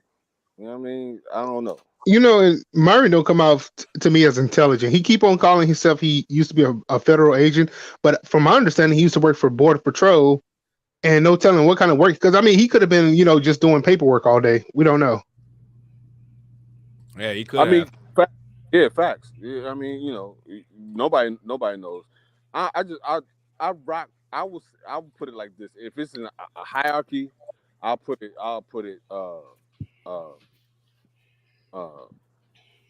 Fresh CEO, then Preach, then Abba, then Fit. You know what I mean? Whatever. But you know what I'm saying? First off is React podcast. Hey, we lit. Yeah. Do you know? Is that we lit that said that? Yeah. Yes, sir. Okay, you know, are you? Your mic sounds different. Did you know that? Oh yeah. Okay. As long as you knew that. I'm outside.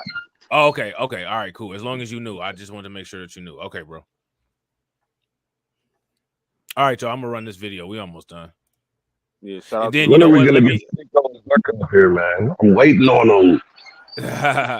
I want to know, what do y'all want to watch some clips from the Valuetainment podcast that had Myron and them on it, or do y'all want to react to some more of these content creators reactions? Because I did have another one. Let's chop up Valuetainment, man. Let's cut them down. Real. Yeah, y'all trying to check out the Valuetainment? Yes, sir. Man, let's get them. Run those 10 thumbs on them. We lit. Let me see 10 thumbs in the chat, y'all. I need 10 thumbs in the chat. Thumbs up. Let's get them. You gonna sing you gonna sing the theme song for the thumbs? Thumb. Okay, I'm like thumb. Thumb in it, man. Thumb it through a check. Let's get it. Hold on, real quick. I got it pulled up right here. Hold on, I'm about to pull it up. So shout out to Grind and Motivate for finding this channel called Law of Distraction, because this has some really good clip. Like, for if you're doing a reaction video for certain clips, this channel has really good clips. You know what I'm saying? How'd you find this channel, bro? I think I was just searching up Fresh and Fit, and I just happened to see they had looked like a little ball liquor channel where they post all the little clips, and I ain't got to support them, so I could just kind of go in there and check them out. Yeah, right. You doing the boycott for real? Y'all ain't getting a dime. You doing Serial Cheap to 2 with that AdSense, man. Y'all ain't getting a dime AdSense from me. That's hilarious. I've never seen this channel before, but I'm glad that you put me onto it. You know what I'm saying? Mm-hmm. The lawyer. Well, according to Tort 47, the law school that I'm in right now, love is actually peripheral. Anyway, go ahead. She's an attorney. Well, I was going to say that women love more, but after Myron, you just worded it saying who cares more. And I think this whole entire night we've been talking about how men are the leaders and men are the ones that take care of and provide and this and that. So shouldn't men love more? I'm just... Because I know you guys. Let me ask you a question. If men are putting their ass on the line and they're going to protect us and they're going to be like, if it's a dangerous situation or you're going to put the family first and stuff, shouldn't you guys love more? If we're opportunists, doing everything. Exactly. All do is love. All right, good. Man, Zerka don't even have no microphone, and he down there yelling from the he yelling from the floor seats. Never thought he'd have a point. He down there yelling from the floor seats, and old boy really looking like Terrence Howard in that still shot right there. Man, that's crazy. He looked like whoop that trick for real. That's wild. Skinny mind. That's hilarious. Yo, what do y'all think about this Valuetainment podcast right here? This because this isn't the main one, because they got Valuetainment, the channel that got like 4 million subscribers, where they had offered where they had offered Tucker Carlson like $100 million to go work for him. And then they have that, is it the PVD podcast. Have you guys ever seen that? Nah. And then they got this one. This right here is Valuetainment Money. The set is ridiculous. Yeah, Valuetainment pops up once in a while, but you know, they got so many different people, you don't exactly know who's on the channel. But I don't follow Valuetainment. No, I don't do that. Travis Wall said Adam Sosnick is so beta. Everybody says that about him, even his own people. And really? Do they for real? They be in the comments saying, yeah, Adam is a beta and all that. Why they be going in like that? I don't know. He be saying some silly stuff, I guess. So I think so we already know whose side they would be on in this particular conflict because they've had Pearl on already, they've had Fresh and Fit on already, but they haven't had Abba and Preach on. Interestingly, I think they had Preach on one time actually. Did they really? Yeah, Valuetainment did. Yeah. Oh, we might have to retro react to that. Mm-hmm. We might definitely have to retro react to that. Yep.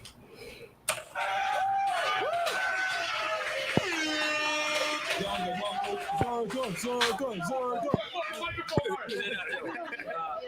so if women are opportunists and men are idealists, then men technically love more. No, I disagree with that because you're even a guy that doesn't know you, that doesn't have any type of allegiance to you, will still show you some level of chivalry or damn near being a simp without you doing anything for it. So that's the man that's going to put me and my family first? No, I'm not saying that. What I'm saying is that okay, let me ask you this. Who appreciates being simped on more, men or women? Shout out to the chat, man. Y'all show each other some love, man, for real, because y'all be saying some funny ass shit. And shout out to Zaria Tudor for subscribing. Make sure you guys throw some radiation emoji in the chat and show some love for her. Who was that? Yeah, I think it might have been Taylor Made. Who was it yesterday that said that Myron looked like an AI character? Yeah, it looked at the Myron looked like a damn deep fake right here, and it's just like extra pronounced. Like I'm laughing so hard at that shit, man. A descendant of Jafar. I keep telling y'all, I keep putting it in the chat. I'm gonna keep saying it on here. Nah, that's an actual gotcha bitch moment. That's what's going on. That's hilarious. Man, that's hilarious. Yo, you know who else he looked like? He looked like one of them custom players on he looked like one of them custom players on 2K. Yeah, you done made up. His little transplant made his lineup. Player. You and he really looked like it's just not quite right. He really looked like AI with this on 1.25 because he moving off fast and I'm not trying to be funny, but like his face looked like engineered. Like it's like like your face looks so perfect it's bad, if that makes sense. Like that's why that AI shit is so funny. Like it looked like you look too damn sculpted. Like you look like the background is in HD and your face is in 4K. Like it looks crazy. This shit is hilarious. I don't know why that just happened to be funny as hell to me at the moment. That's the gotcha bitch moment in his head right now. Yeah, it really is. It really is. Damn, that's funny as hell. All right, John, I'm about to run it again. I think men. That is such a freaking good question, by the way. Because I'm going somewhere with that. If you get something all the time, it has no value. Okay? That guy that the woman needs to care more is because we're already operating from a hold on real as a quick. man. You're already All right, go ahead, bro. Yeah, that guy just panned off. He corny as F too, man. F him too. He corny as hell. Talk about the last video that you put on your podcast where he was saying Kevin Samuels was great and that stuff. That's the beta dude. Hey, huh? Oh yeah. That's him. Yeah, that's the beta dude. Was beta. Corny. Oh, that's who y'all was talking about? Yeah. Oh, I don't even know his name. I just know his face. Yeah, that's corny, hilarious. He corny as F, yo. Exactly. Look, Myron looked like his face been working out because it's so damn chiseled. Like, bro, you ain't if they ever get your AI ass face in a damn face recognition, you're never not getting identified. Like, bro, they gonna identify your ass any motherfucking where. Like, I don't know why that's so funny, man. That shit is hilarious. I want to see Myron. My bad. I don't even want to see Myron. I don't even want to see. I just want to see the vein. Like the vein, when the vein come through, that's when I want to listen to him. I don't want to listen to him. I think they put so much makeup on. I don't know if we're gonna see the vein because he look kind of stressed out right now. Like where the vein go? How it's just gonna be there and then it's not gonna be there? Like how that happens? He been doing so much partying with Zerka. I think what's going on now is that we're starting to notice that he looks very different with his sober face. Like, do you know what I mean when I say sober face? Like, I'd rather not be sober right now. Like, that's how he looks. Well, I mean, I'd rather see the vein, like, bring it all out. You know what I'm saying? Like, that vein is part of the damn podcast, right? As far as I'm concerned. The vein on Myron's head is like the floor on Abba and Preach as part of the podcast. You know what I'm saying? All right, I'm about to run it. Opportunities. You're already getting guys willing to spend money on you, protect and provide for you for nothing more. Hold on, but the point is that women don't appreciate chivalry anymore, which is why I said chivalry is dead. So to overcorrect for this crazy discrepancy in 2023, the woman must care more about the man because, quite frankly, I hate to say it like this, women are terrible people when they have leverage. They don't appreciate things because they're given everything for simply existing. And I don't blame you guys for it. If I was 18 years old, having bad chicks willing to fly me out to... Do you guys agree that women are given everything just for existing? If you guys agree with that, give me a thumbs up. If you guys disagree, give me a thumbs down. What do you guys think on the panel? I think he's kind of making it too black and white. I can kind of understand what he means, but he's kind of no. Right. I would disagree with that.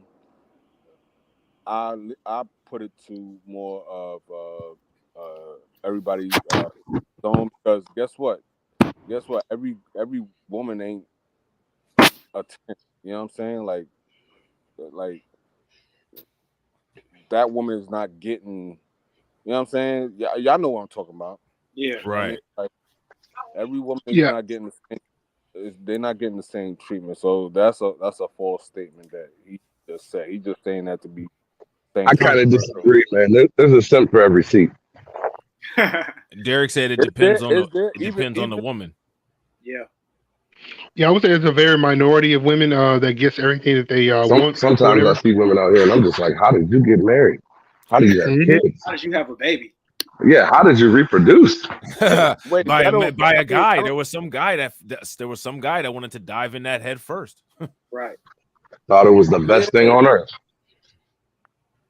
But is that the same as to saying that they can get everything because most they can get everything from that guy.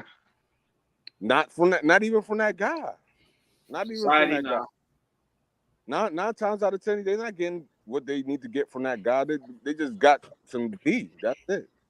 Zaria says that depending on how good you look. I kind of agree with that. Like Zaria right here, she said depends on how good you look, and then Derek says it depends on the woman. Or wait, hold on. Yeah, and shout out to Kareem. Kareem said depends too. So I agree with the fence sitters. Shout out to the fence sitters. Okay. That's right. MTV did a I know it's 1,000 times easier for anyone with breasts to get half of the stuff that I get in life. I'm gonna lay that out there. Okay, I would agree with that also, but we're talking about a range. You know what I'm saying? And I know Rob, you know about it. Like there's a range of what people would deal with and what they won't deal with. You know what I'm saying? Oh yeah, so, yeah, I agree. Yeah. If you got some titties or whatever, excuse my language, you might could get something from somebody or whatever. How much you're gonna get is dependent on and what you're going to get. Yeah, exactly. Facts. Because it's a difference between getting a trinket in a house. Exactly.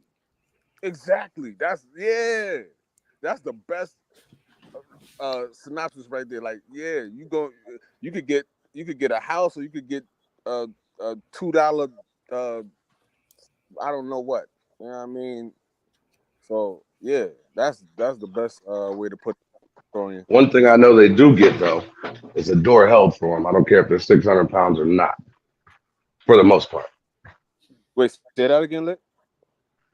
They get a door held for them no matter if they're 600 pounds or a supermodel for the most part. Last person that held the door for me was my son. I ain't gonna disagree with that. I feel you. Like, yeah. Well, you know what? I started embracing villainy. So I've chose violence. So you know what I mean. I don't even hold doors open no more. You know what I mean? Because you don't get to thank you. You know, like When they don't give the thank you though, I'll be like, "You're welcome." No, I don't do that. I just don't hold the door. AB promotion just be ice grilling. Right. Nah, I don't even ice grill. I see them right. He gonna slide through the door real quick. I let the door close. That's hilarious. That's wild. Even if they carrying stuff, you still let the door close. Absolutely. Absolutely, I let the door close. Hey, he might swing it closed a little hard. You know? Huh? He might swing it on him a little bit, like, yeah. Sometimes I pull the door closed. I pull it closed. Real. I would be listening, and the thing is, if I was to do that, and I was like, if I knew, I would be the one, even if they was behind me, and let's just hypothetically say I just didn't feel like holding the door open that day, and I knew that they had something, and I heard them like kind of struggling, and I turned back, and I'm like, oh my bad, I didn't even see you there. knowing I did know that they were there. I saw you.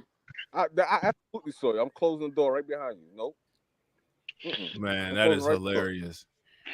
So Zaria Tudor says, right. Zaria Tudor says, life is so much easier as a woman. People wait on me hand and foot sometimes just because I'm pretty and have tits. So there's that. We got testimony. Way to speak on. Shout out her. I was going to actually say, did you guys see the MTV series where they had these men who were dating these women in prison, and they were buying them stuff, sending it to the prison? And there was just one simp on there that he actually gave her $10,000 when she got out of prison. I remember that. It was a black dude and a white woman. Dude and a white woman. Yeah. And then she turned out to be a lesbian. Yeah. And her was she a lesbian and she had her boyfriend pick her up or something like that? Or what? Because somebody had picked her up and he was upset, her husband, because he had proposed to her or something like that, didn't he? That fool proposed to her the first day when they got out. And then he had a blow up doll and a freaking not the washing machine, but the dishwashing machine and all that. Talking about he was practicing. Oh Lord, that shit was hilarious. Man, that's wild. All right, y'all, I'm about to run it. LA to hang out with them, or being invited on yacht rides, or being invited to Dubai, whatever, for nothing more than the fact that I have a penis, I'd be a piece of shit too. But since I understand this, I know that men, right, need to be in a position where the girl likes it more to overcorrect for all the things that men have, for all the discrepancies I just mentioned, the severe deficit in the dating marketplace. Because you get all the things I mentioned just now for free. So women don't appreciate simps, but men do. That's why. You're going to get good treatment if you simp on your man, but he's not going to get good treatment if he simps on you. You see how Myron, you said, I was going to say, you see how he sat back? He sat back in the chair like he just said something so profound. He sat back into the chair. He sat back into the chair like didn't he look, when he sat back in the chair, didn't he look like a cricket doing the moonwalk? Hey, and let me say this, DeAndre and Jay was dropping so much fire it burnt the airwaves. Damn, Jay, you good? I'm good. Oh, there we go. All right, you got to just say. Oh no, I was saying I was acknowledging DeAndre and Zara. They said the show is called Love After Lockup. If you guys want to see some simps, you guys got to check that out. I've seen clips from that show. That show was it's shameful. It's shameful. That's putting it lightly. Man, that's wild. Yeah, facts. Ace said he sat back like he just discovered the theory of relativity. That's funny, bro. He sat back. That's funny, bro. Remember Lil Flip hands in my pants like Al Bundy. He sat back like Al Bundy did. Look at this. Yo, that's a gift file right there. That's a future gift. Myron Gaines sitting back like that. But he's not going to get good treatment if he sips on you. No, but what I also noticed too is go back and play that again. But it's something else that I also caught in there too after he said his last word. Let me see. Like play it. All right, let's see. Tell me when to stop. He stepped back like he dropped 30 points. No, some of y'all probably didn't catch it, but I caught it too. But play it right quick. What the audience? If he sips on you. No, what he did. No, okay, you got to go back again because I got distracted. All right, hold on. Let's see. Watch what he does with his eyes after he says his last word. All right. Free. So women don't appreciate simps, but men do. That's why. You're gonna get good treatment if you simp on your man, but he's not gonna get good treatment if he simps on you. Did you see that? He looked around. He looked over at the audience to see if they were going to applaud him, and then when he got the applaud, he looked down. Yeah, you know how when you be shooting the three-pointer, he had that buzzer beater look, and he didn't know if the basketball was going to go in the hoop or not. He said, "Did you catch that?" That's hilarious. He was like, "Let me just make sure I don't get booed before I sit back with the gangster lean and turn to the side like Drake." He turned to the side like Hotline Bling right there. What's good, bro? Bro, you gotta acknowledge the audience. Like we can't not look past that. Right. When they paying the audience who's in there, that's a lot. That's hilarious, bro. That's hilarious. Real quick, y'all. Shout out to everybody that's watching. We got 30 people watching on Reacts. If you guys haven't smashed the like button or subscribe to the channel, take a moment. Make sure you guys do that. We're almost at 1,000 subscribers. If you guys want to see our channel get to 1,000 subscribers, throw the thumbs up, throw some flames in the chat. They're trying to grift harder. Because we're trying to grift harder. They said the grift works. They said the grift works a little bit better once you hit that 1K. Once you hit that 1K, y'all. Once you hit that lovely 1K, you know what I'm saying? That's when the grift officially begins. That's when it begins. Hit the like button for the when they pan the audience. Just hit the like button for that. Look who's in the audience. Right. I saw someone with a mask on. And show Grind and motivate some love too, guys. He got 34 people watching over on his stream. And shout out to Grind for having his latest video get 10K. Yeah. Yo, y'all gotta throw some super radiation emoji in the chat. My man Grind and motivate with the 10,000 views on the video. Now, you talking about grifting, bro? It's been a while. Grind said I hit 10K on this. I think I'm gonna stay on this subject matter for a little bit. See if I can go for 11K the next time. Bro, do you look? No, wait, hold on. Me and Grind, we gotta tell y'all the story. So me and Grind and motivate, man. We were super grip, man. We were super grifting last year with or 2 years ago with the Fresh and Fit thing, right? We we'd be inboxing this shit, talking shit. So then. Like we started going back to our original content, right? Man, we always message each other like, man, we should have never stopped making Fresh and Fit videos. Right. I was like, man, if they ever start beefing again, I'm making like 10 videos about them every single day. Y'all seen, I stuck to my words. You know what I'm saying? Yeah, look, see, Harrison Family Vlogs, he was around. Harrison Family Vlogs, he got in a little bit on the grift, but Harrison Family Vlogs is a man of the cloth. He's a holy man, so he knows that money is the root of all evil. So he knew when to back off because of moderation and good training and stuff like that. You know what I'm saying? But me, I'm a heathen. I was trying to get that grift. You know what I'm saying? Listen, you can't be a villain and not be a heathen. Like, I mean, exactly. They kind of go hand in hand, you know. There's layers to this villainy thing. Right. I said, look, I ask for forgiveness after I get the money. You know what I'm saying? I told somebody one time that I embrace villainy so much right now, I probably would start smoking the foyer the minute I cross the threshold of any church I walk into. That's hilarious. That's facts. But that's what you got to do, though. That's what you got to do, though, and you got to, you know what I'm saying. But the good thing is, like, during that last Fresh and Fit fiasco, we met and linked up with some really cool people. Duke and Don, Harrison Family Vlogs. You know what I'm saying. A lot of cool people. You know what I'm saying. Me and Grind and Motivate, we had met like a while ago. I think somehow YouTube algorithm had recommended each of us our videos. And I was like, oh, that's you. And he was like, oh, that's you. And then like we just followed each other. Like I think Grind and Motivate literally had like 38 subscribers when I first like came in contact with him. Yeah, it was like right when he first started the channel. And I swear, what made me subscribe was the hilarious Kevin Samuel skit. Man, like my stomach was hurting. I was laughing so hard, man. Mm-hmm. Yeah, that is a good question that you asked. Skit. His skits be kind of on the low, be fire. Yeah, they'd be dope. What was you about to say, Torian?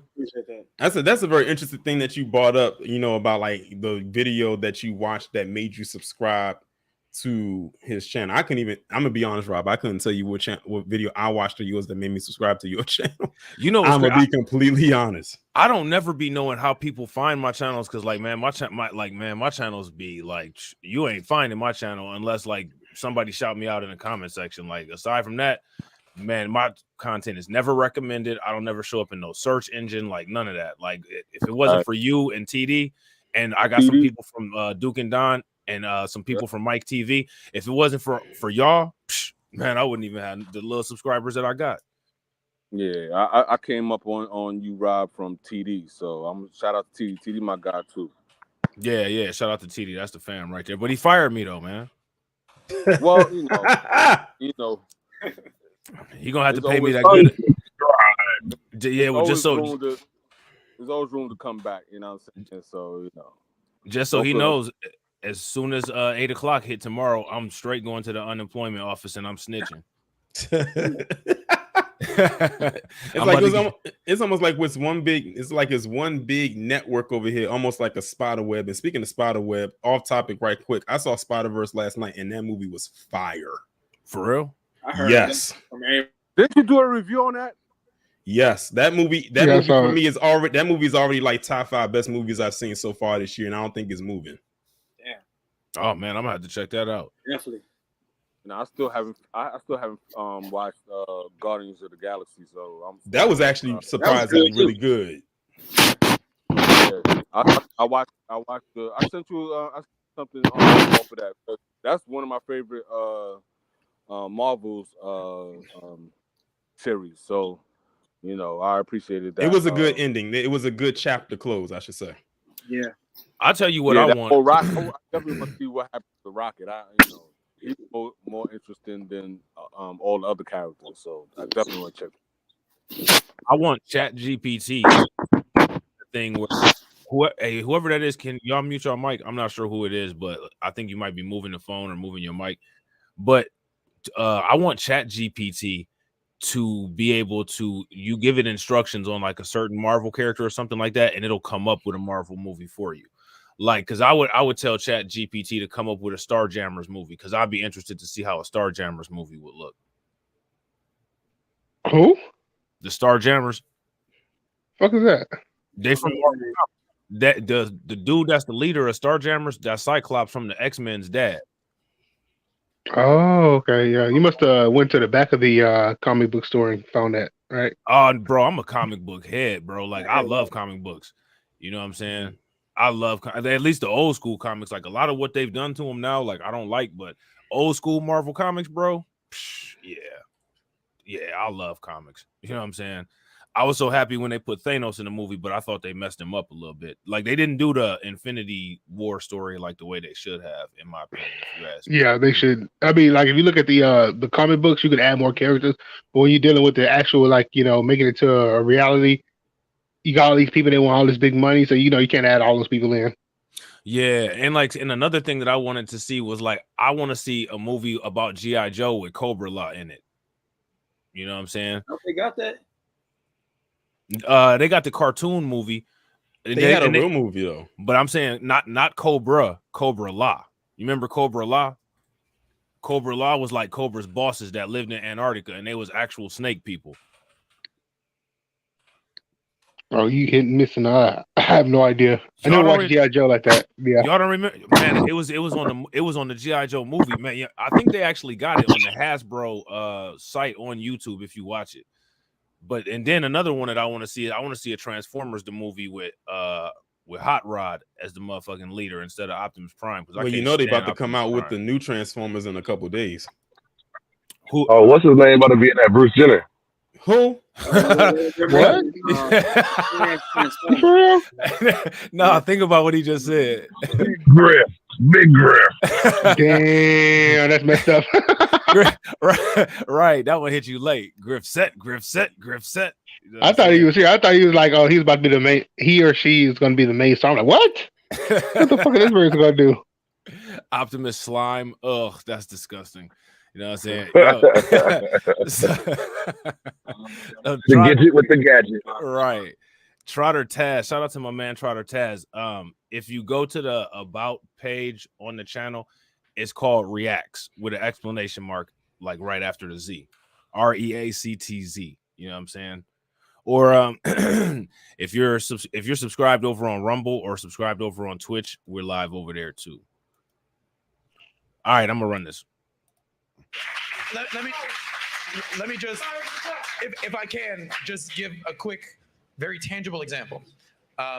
All three of us had to put in years of work, thousands of video, millions of dollars we've all made, just for the chance for the three of us to be on this stage hosting a show and being special guests.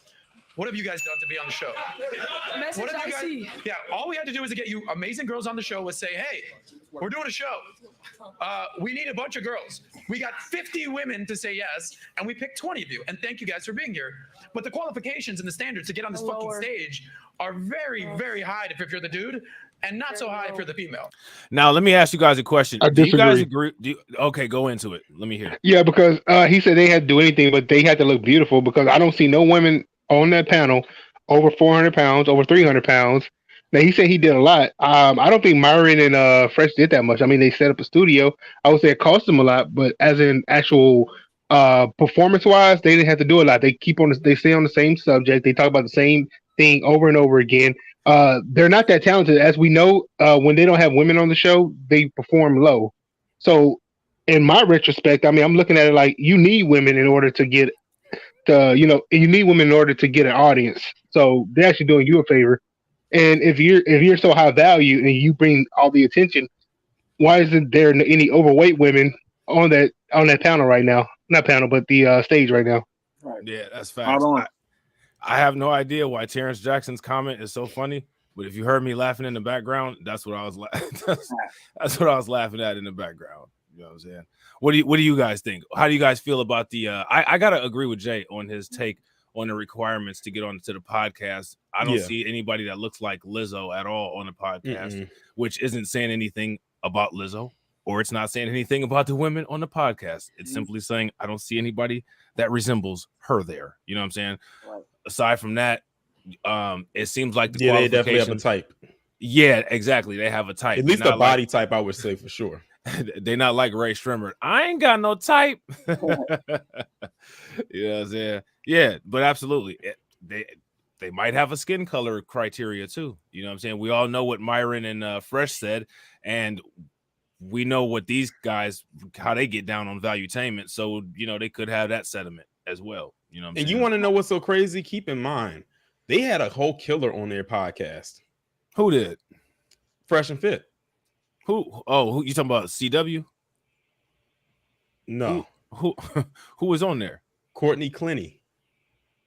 No, you know what? She wasn't on she didn't end up being on Fresh and Fit. It was she was on some podcast. That podcast it was called the We in Miami podcast. Yeah, the fake knockoff people. I got it mixed up. I knew I saw her on some podcast that reminded me of theirs. Because it was the setup was kind of exactly the same. Because I was about to say, because everybody swagger jacking Fresh and Fit so hard, almost all these damn podcasts look like Fresh and Fit, and a lot of people going down to Miami to start them because Miami got the nice scenery and all that. You know what I'm saying? And that's the sister. Oh Lord, that's the girl that that's the girl that killed her boyfriend in the apartments, right? Yeah, down in Miami. That girl. She don't look that good now. She ain't got her makeup in jail. The OnlyFans model. Yeah, it looked like her chin got some injections. It looked like she got like she got a BCL, you know what I'm saying? Like she got them butt injections into her chin after she went into jail. I guess I hear that oatmeal and them grits is extra thick. So you know what I'm saying? It might have done something there, caused a little swelling down there. But yeah, that chin turned into like Fred Flintstone. You know what I'm saying? I don't know how or why that would have happened. Maybe like stress hormones or something, but you know what I'm saying? She looking like she down bad. You know what I'm saying? I'm sorry to say. No one wants to admit this, but in 2023, women live life on easy mode because women are able to simultaneously double dip and act like a lady and get certain privileges, be treated like a lady, while also being able to be in their masculine and chase a career, etc. And I'll take it a step further. If they do decide to chase that career, a masculine one at that, they have an inherent advantage. You know, I saw that interview that you had with those 2 FBI agents. This is true. If you work in a masculine dominant field, women are promoted at a higher level, especially in male dominated fields. Like we have affirmative action here, and women have all the same rights and privileges that men do while having female privileges that men will never enjoy. So the reality is life is easier for women in 2023. There's a reason why a woman. I think it's interesting that they got a panel full of white women. And as much as Myron likes to drag black people, and he says that he's based, which means that he'll say anything that he wants to anywhere, he doesn't talk about how that specific woman privilege that he's talking about when it comes to affirmative action is specifically for white women, because they're the ones that benefit the most from affirmative action that they act like they're against. The jokes write themselves. Yeah, it's just interesting that we're not going to bring that up. You know what I'm saying? And I gotta agree with Zaria. This is a good question because this is kind of weird. She says, when was it considered masculine to work? And I gotta agree. I don't think it's masculine to have a job. You know what I'm saying? What do you, as far as like a woman goes, I don't think that makes a woman any more or less masculine having a job. No problem with that. Yeah. It's just another YouTube talking point that I have you looking crazy in real life. You know what I'm saying? I can't help but think that the woman on the screen looks like Cher. She do kind of, don't she? Definitely. Yeah. Hella injection. Cher was messing with a boyfriend that was, I want to say, like 50 years younger than her or something like that. Yeah, but I don't think they're together no more. And it was a black dude too. Yeah. She was trying to get her groove back, like her name was Stella. How Cher got her groove back. All right, y'all, I'm gonna run this.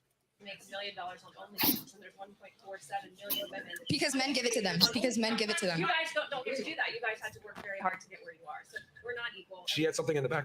Sorry. Yeah. Thank you. Someone was trying to say something in the back. Yeah, I just think, you say, well, women don't have to do anything to get this opportunity to be on the stage, but I think it's because you successful men are giving us those opportunities. You men are sexualizing us, and you want us in the clubs, you want us at your table, you want us here, so we're here. That's awesome, and thank you for being here. And here's the thing: we're not insulting you for taking the opportunity. I'm simply acknowledging that the opportunity exists. Right. Yes. Yeah, right. And by the way, how many female podcasts you see 3 females and 30 dudes up on stage being like, "Yeah, I'm out here just." Hey man, wasn't that our analogy that we used in the last stream? That's when we got into that whole Mari show cavalcade of arguments. Yeah. Hashtag no valuetainment roast coming soon. You know what I'm saying? You don't swagger jack the Reacts podcast and get away with it, bucko. You know what I'm saying? A dude looking to have an opportunity. You don't see it. Here's the thing too, Adam, I don't know if you noticed it, right? Because what you just said was the men are the ones inviting us and giving us these opportunities, etc. I always say on the show, privilege is invisible to those that have it. She said that knowing, right? Like it didn't even come to her mind that I'm getting these privileges because I'm a woman. She went ahead and said it anyway. It actually made your argument weaker. But women don't see it because privilege is invisible to them because it's so common. That's why I tell y'all. Women live life on easy mode. So the only thing that they're going to respect is when they actually have to work for something. And that needs to be your validation, your attention, and your time. I mean, you're kind of using us as decoration, you know? Decoration. It's like that still does not an opportunity for women too, you know? Not really. I didn't know there would be this many women, and I wouldn't have enough time to like. That proves my point that there's many of you, but one of me. Right. So that's what I'm trying to say. Like the things that make a woman attractive are extremely common. But maybe a woman that had a podcast would. This is what's so funny about the women. How did the women let him get away with that weak ass argument? There's many of you because there's many of you sitting in the room right there because they invited a bunch of women, which disqualified anybody else, no men, you know what I'm saying, from coming, for one. And for two, if there was an invite for men with a specific criteria, a bunch of men would have showed up too, and they set the parameters for how many people were allowed to be there, and they just let him slide by with that. Like what? Speaking of which, like you're on to something because I think they let him get away with that because Myra's smart enough to know, or Fresh, I'm not going to pay you guys to after the show. That way you won't walk off. Right.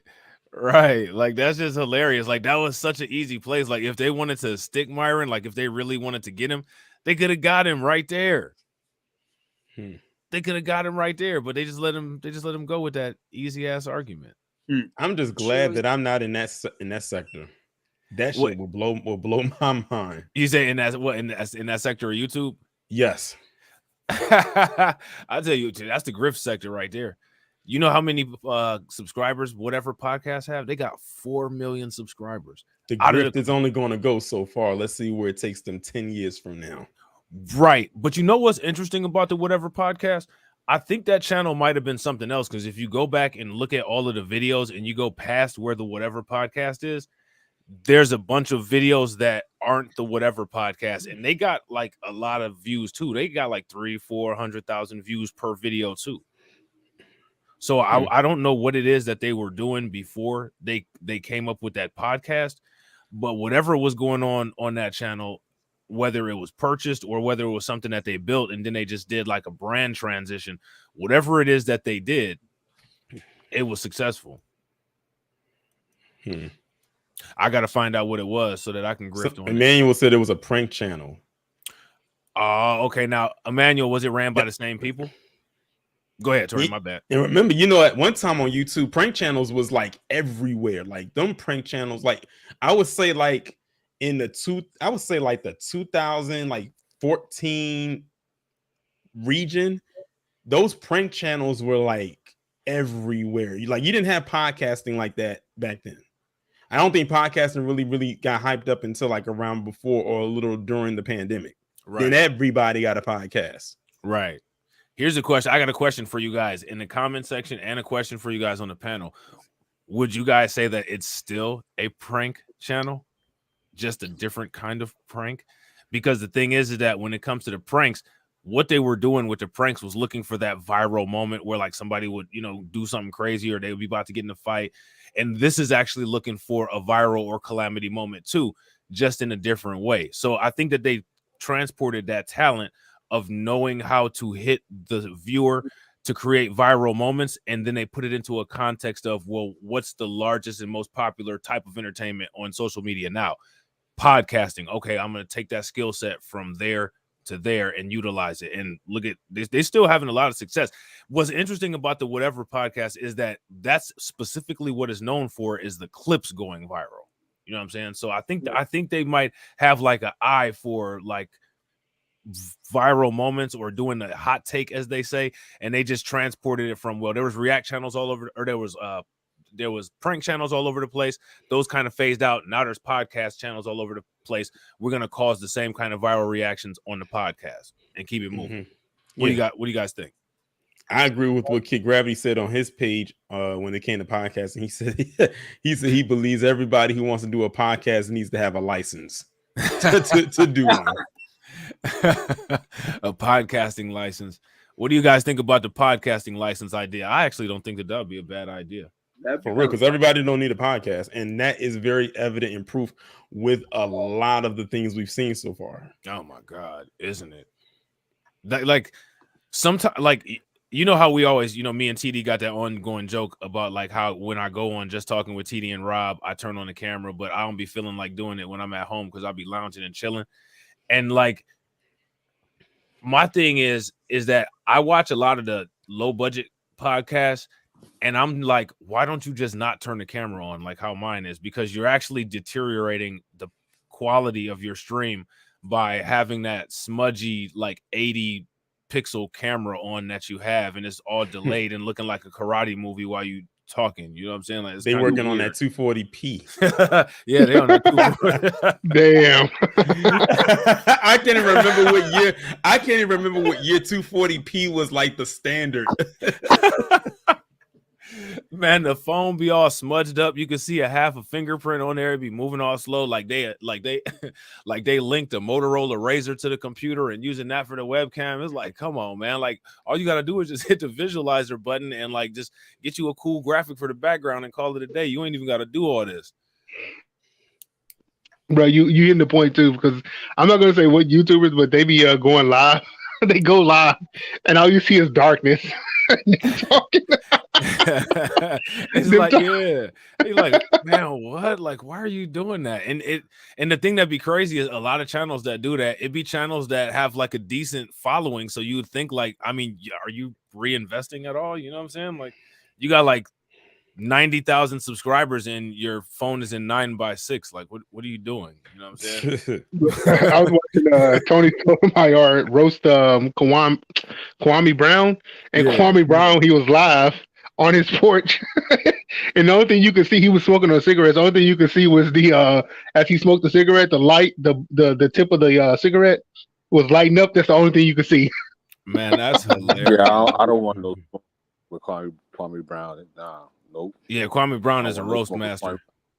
He's an OG roaster. Tommy, but actually Tommy can roast too. Kwame and Tommy can both roast. Man, they be on some crazy shit with they roast. It's a lot. It's a lot of people that actually can roast that are hilarious. Yeah. I remember when Tariq Nasheed roasted up Fresh and Fit 2 years ago. That shit was hilarious. Yeah. Right. I ain't know. He just roasted a woman on the, I forgot who the woman's name was. Never came across my radar. He roasted her, calling her she got all these kinkles she's trying to hide. She wobbles as she walks. I don't even know who it was, but it was somebody he just recently just done. Man, Tariq Nasheed got some crazy roast skills, man. Like that dude is, man, that shit is ridiculous. Wait. How funny he is roasting. Can we put it to a test though? Like who has the better roast? Like the quickest roast? Is it Tariq or is it Jason? Because I remember one time he was talking to somebody. Somebody was he was trying to interject. And the guy kept on talking, and I never forget. Jason was like, "Slow down, little daddy," and I couldn't stop crying. I was laughing, stop laughing. Man, see, they got to, but you can't really compare it though because they got two different kind of comedies. Like Jason Black and Professor Black Truth both got that kind of comedy where like they don't mean to be funny. But exactly, it don't mean hilarious. to be funny, but it is funny. Like I'll never forget. Like I'll give you a perfect example of that is when I was listening to one of Professor Black Truth's Moment of Truth, and he had mentioned he brought up Kathy Hochul, the governor of New York, and how he said her name had me in tears. He called her Kathy. I tell you, man, Professor Black Truth, and that was actually my comment. And that was actually my comment in the comment section. I said, I know you wasn't trying to be funny, but when you said her name like that, I could not stop laughing. Like I literally almost couldn't get through the video because he said her name. Rob like that too. Rob be on that serious. He be on that serious thing, and he would say something that be funny as hell, yo. But he said shit, yo. That's what be making it hilarious, yo. I'll be crying, yo. That's because I be on that, right? I be on that constantly troll. Like I literally have been trolling my entire life. Like I'm telling you. I would say it's Tariq Nasheed though. Tariq Nasheed most definitely is on his toes. He comes up with new stuff all the time. Jason Black is good too. But one of his best roasts is when he brings up bastard baby makers. It's like just a classic right there. Yeah, man. Whenever PBTV saying calling AOC Alexandria Ocasio horse face, right? Or and it's like after I see it, and it's like after I see her face, I can't unsee the Clydesdale within her. Yeah, when he says Negro Jim Clyburn just so seriously and then just continues with what he's talking about on the Moment of Truth. It's hilarious. Or Angela Rye with lettuce and tomatoes on the side. Man, they just got a different form of comedy. Like I don't know who is more funny between the two of them. They both are just hilarious though. But their comedy, they have different styles. Like Tariq is like comedic funny. You know what I'm saying? Jason Black and Professor Black Truth, they got that kind of shit where like it's so witty, you don't believe that they just said that shit, and it's hilarious, and they've already said it and moved on and didn't like they actually said it as fact, but you still stuck on the humor out of it. You know what I'm saying? That's what makes it funny because they say it and they'll keep on going. Right. Yeah. Because like you said, they're not saying it to be funny, so that's what makes it even more funny. You know who get the audience to level up if they say more comedic? I mean, not go straight comedy, but if he was a little bit more funnier. What's his brother's name? Phil Scott. If he add a little comedy in that, it'll be freaking hilarious. Who is that? Phil Scott. Oh, Phil Scott. Okay. Phil is more. Yeah, Phil. He ain't on. He's not really on a comedic. He's not a funny guy. I think he's in his lane. I appreciate. I watch Phil too. Like Phil be doing. I'm sorry. Oh, you good, bro? Starting an old car. My bad. No, you good. You good. Yeah, I like Phil. I think I like Phil. Phil sometimes has some jokes when he do have jokes, they do be hitting. You know what I'm saying? When he do come with a joke, it do be funny. But I never get the time when TBA had this troll call into his his broadcast, because they very particular over in that chat. You call it a show, they gonna correct you. Right. But had someone call into his broadcast, and when he was getting ready to get them off the phone, I will never forget when he said, "I hope you go outside, run into oncoming traffic, and get hit by a bus." I was like, damn. Right. Like, wait, who said that? TVA has said that on one of his broadcasts to some troll that had called in, like talking a whole bunch of nonsense. I will never forget when he told this person to go outside and get hit by a bus. Damn, I was like, full villain. Wow, he went full villain. You know what I'm saying? That's crazy. You know what kills me too? Before you start that, yeah, go ahead. Like I said, I believe Tariq Nasheed is the funniest. But what kills me is when Tariq Nasheed he be in Twitter Spaces, and he goes off on people that call him up, and then these people be I ain't gonna say who specifically, they call him xenophobic for saying the jokes, but yeah, you got the same other people saying the same jokes about everybody else. They don't call him xenophobic. I think that's hypocritical right there. But Tariq Nasheed, he's on another level, man, in my opinion. Yeah, he's hilarious, man. I'm telling you, like he's got classic roasts like that are like archived in the YouTube Hall of Fame. Like his roasts have entirely renamed some people. You know what I'm saying? Mm-hmm. So you know, one thing that I had, like, not to like toot my own horn, is like, but when I went to the expo, someone had said, Torian, you should come up with your own little like dictionary, because you be having nicknames for days. Yeah, you do. I be dying laughing. I want to see. Definitely, Torian. We have nicknames on lock. I want to see a comedy collab with Corey Holcomb and Tariq Nasheed. Listen, I would have to be sitting there with a bucket, because I'm not trying to go to the restroom from almost like damn myself from laughing so hard. Man, on 5150. Listen, if you want a good laugh from good raw comedy, just watch that every Tuesday. Facts. Even if you can't catch the live, just watch the old ones. I watch the old. I can just catch the playback, because a lot of times, because it's so late, because they're on the West Coast. Yeah, so I just catch the playback. I usually listen to it on my way to the gym, and then I catch the first hour, and then I'll catch the next hour after I'm done with my workout. And I'm telling you, you will get a good laugh every single time. Man, that's hilarious. Yeah, I agree. Do you watch? Because Marcus got a channel too, and he does. He be going live on his channel too. I've been checking that out. That's hilarious too. They both are some talented brothers, man. You know what I'm saying? How many of y'all in the chat? When Corey be going in on Marcus about his underarms, yeah, about his armpits. Yeah, he be going in on him. How many of y'all watch Corey Holcomb in the chat? If y'all watch Corey Holcomb in the chat, throw a thumbs up. If y'all don't, give me a thumbs down. All right, y'all, I'm gonna run the rest of this. It's the same amount of men, so that men can speak just as much as women. All the top podcasts, male dominated. Yeah, I'm not saying that women are doing more podcasts. No, but I'm just saying, and here's the thing: when women do have podcasts, I mean, you could think of like one successful one. They might bring a guy on here and there, but they're not bringing random guys. The guys have to have status to be able to come on. Yeah. But so what's your point? Free advice for the ladies out there: start a podcast, start a podcast, and invite a bunch of random dudes on, and see how many dudes just show up to your podcast. You should start it. Right.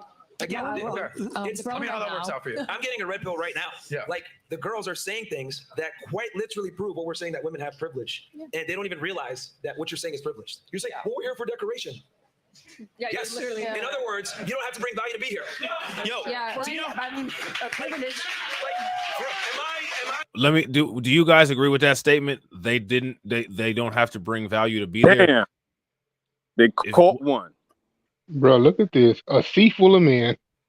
This is a shame. Look at this. Look at the whole audience. Yeah, let's take a moment. Wait. What do you guys think about that audience? Look at his hairline. That tell you everything. Wait. It's two of them. Well, look, I don't do the hairline thing, so I'm not sure. It could be FBA, it could be he could be an immigrant. So who knows?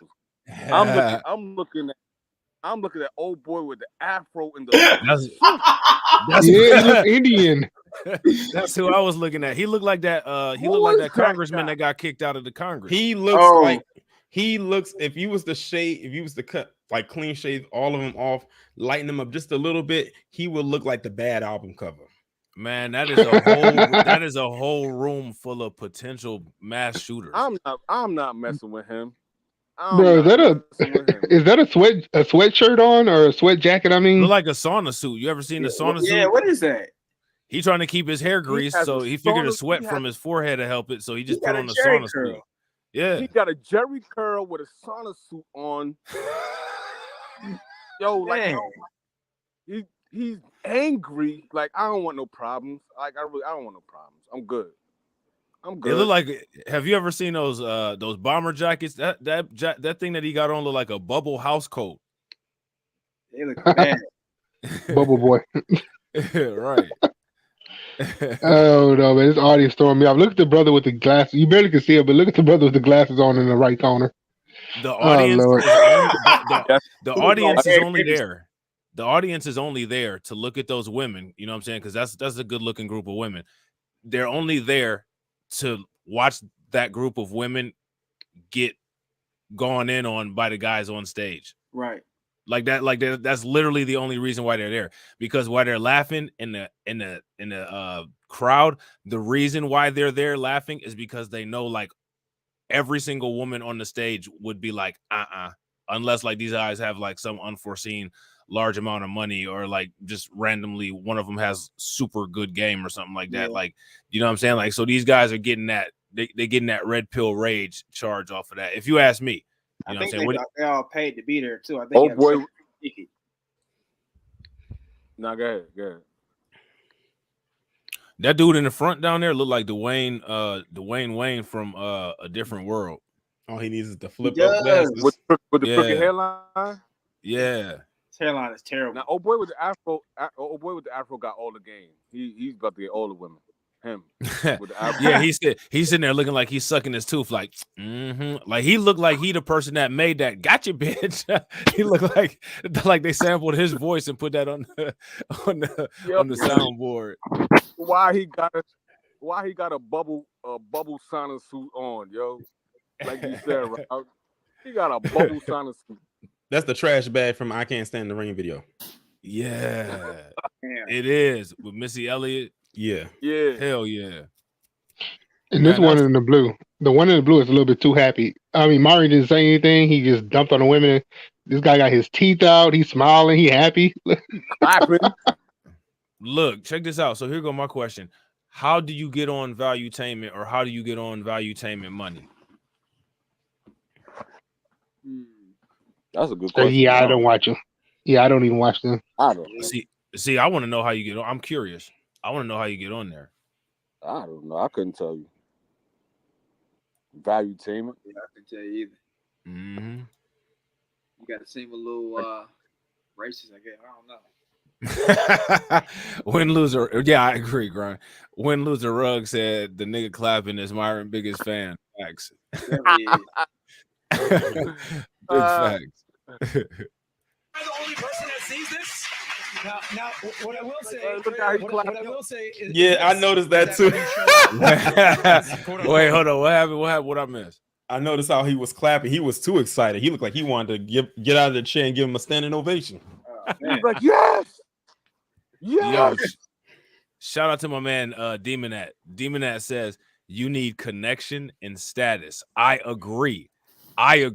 So now here, check this out. See, because I'm going somewhere with this. You need connection and status. Let me ask you guys a question. Do you guys think that any of these guys would do anything to give any of you any kind of connection?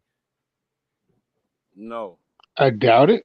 Yeah, I know for a fact that they wouldn't. So that's one of the reasons why we got to do that for ourselves, because I wouldn't want a connection from them anyway. Look at who is in their circle. Yeah, exactly. Yeah. But this is the thing though. Is what happens is you get people like this, then they create a company, and that company is what supplies all the jobs. So then when people go to the jobs, you know what I'm saying, and they're getting BS treatment, you're getting that BS treatment because these people have pooled their resources together to lock themselves inside of a management position and lock you down to being an employee, which is the reason why you got to control the whole thing. Facts. I You know totally agree with you. Yeah, we definitely got to doing our own thing. You know what I mean? We can't rely on anybody else to put us on. We got to put ourselves on. Yeah, absolutely. We got to not only put ourselves on, but make examples of blocking them out as well. You know what I'm saying? Like, it's kind of that thing where, you know what I'm saying? Like, when you walk through, you know what I'm saying? You got to bump somebody in the shoulder real hard and turn around and stare them down and be like, you ain't going to do nothing. And if you do, you're going to wish you didn't type thing. And then just turn back around and keep walking. You know what I'm saying? Facts. That's that crazy people shit. Y'all might not know about that shit, but I've done that a couple times. I don't know about it. It sounds to me like a lot of them are probably doing a lot of soul sacrificing to get to that part. I agree. It's like, are you willing to do that little blood oath? Right. Yeah, that's a big no for me. No, I'm good on that. I'm good on that. But I agree 110% with you though. That is probably what's going on. Like it's just amazing. It's just amazing. Oh, like I said, it's interesting how all these people get connected. The only person that they haven't had on their show yet is Fuentes, and they haven't had Fuentes on there. And who else haven't they had? They had Rolo on there, didn't they? The woman that's associated with them debated. The woman on there debated Rolo Tomasi. But yeah, this shows the importance of it right here. I mean, these guys were willing to offer Tucker Carlson $100 million. Let me ask you guys a question. Valuetainment, the people that they're giving opportunities to go on the show, unless you're a super duper popular black person that white people have interest in, you're not going on that show. No. And the only reason you're going on the show, they don't want to break off the money to you anyway. They're only getting you on the show because their white audience has an interest in you, not because of you being you. In other words, those are the Thomas Sowell crowd. But yeah, basically, yeah, absolutely, facts. And to me, that's one of the reasons why I feel that we got to have our own shit, we got to control our own shit, and we got to block people out and make examples of them too. It is what it is. You people will see, like, you know what I'm saying? I break Torian off with 100 million. I break Grind off with 100 million. I break TD off with about 50 cents. You know what I'm saying? And you know, that's how it is. Yeah, he get 2 quarters. You know what I'm saying? He get 2 quarters. It's from all the paychecks that I'm not gonna be getting while I'm unemployed. You know what I'm saying? But that's still the homie though, so I gotta throw him a little something. I just happen to, instead of throwing the dollars that's off, I throw the metal at him and hope it sticks. You know, fair enough. So if you guys haven't smashed that like button, hit that like button. If you guys are enjoying the content, please make sure you guys show some love in the chat. Throw a radiation emoji or thumbs up or some fire in there. Hit the bell if you're not subscribed, and let's get it.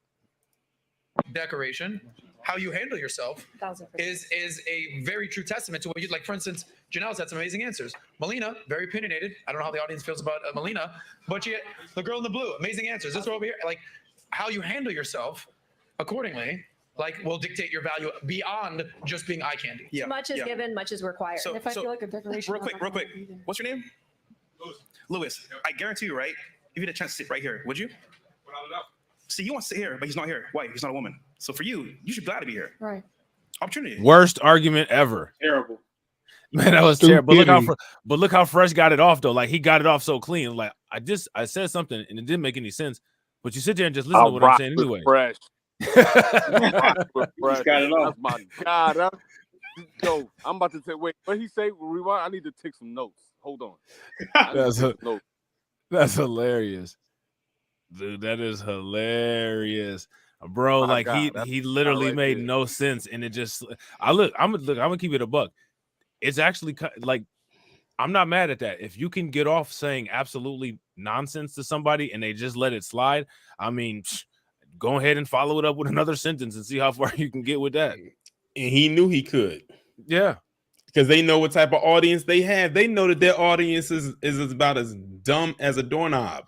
Yeah. Absolutely. What he said, if you could sit up here, would you want to sit up here or something like that? I need to write that down. That was the most hold up, who you gonna try to use that on? That's why who you about to try to use that on? That was player. That was player, man. I'm about to write that. Nah, but y'all underestimating Fresh, man. For real, for real.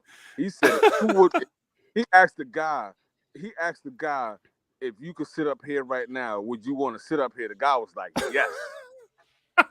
That's all you need to hear. That's all. That's it. Now, you know what, man? I'm doing everything wrong. I'm about to start taking notes, you know what I mean, from Fresh CEO because he apparently knows what's going on. Look, yo, Grind, when you do your when you do your skits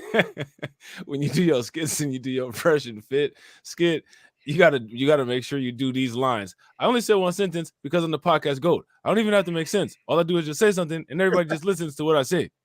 And Right. then that's it. Fresh is the player. He is That's the player. hilarious. Man, that is too damn funny. All right, John. Everybody put your P's up in the air. Put your P's up in the air. Yo, if y'all agree with AB Promotion and y'all think that Fresh is the man, give me a thumbs up. If y'all like, man, bye. Throw some rotten tomatoes in the chat. Put the P's up in the air. A player.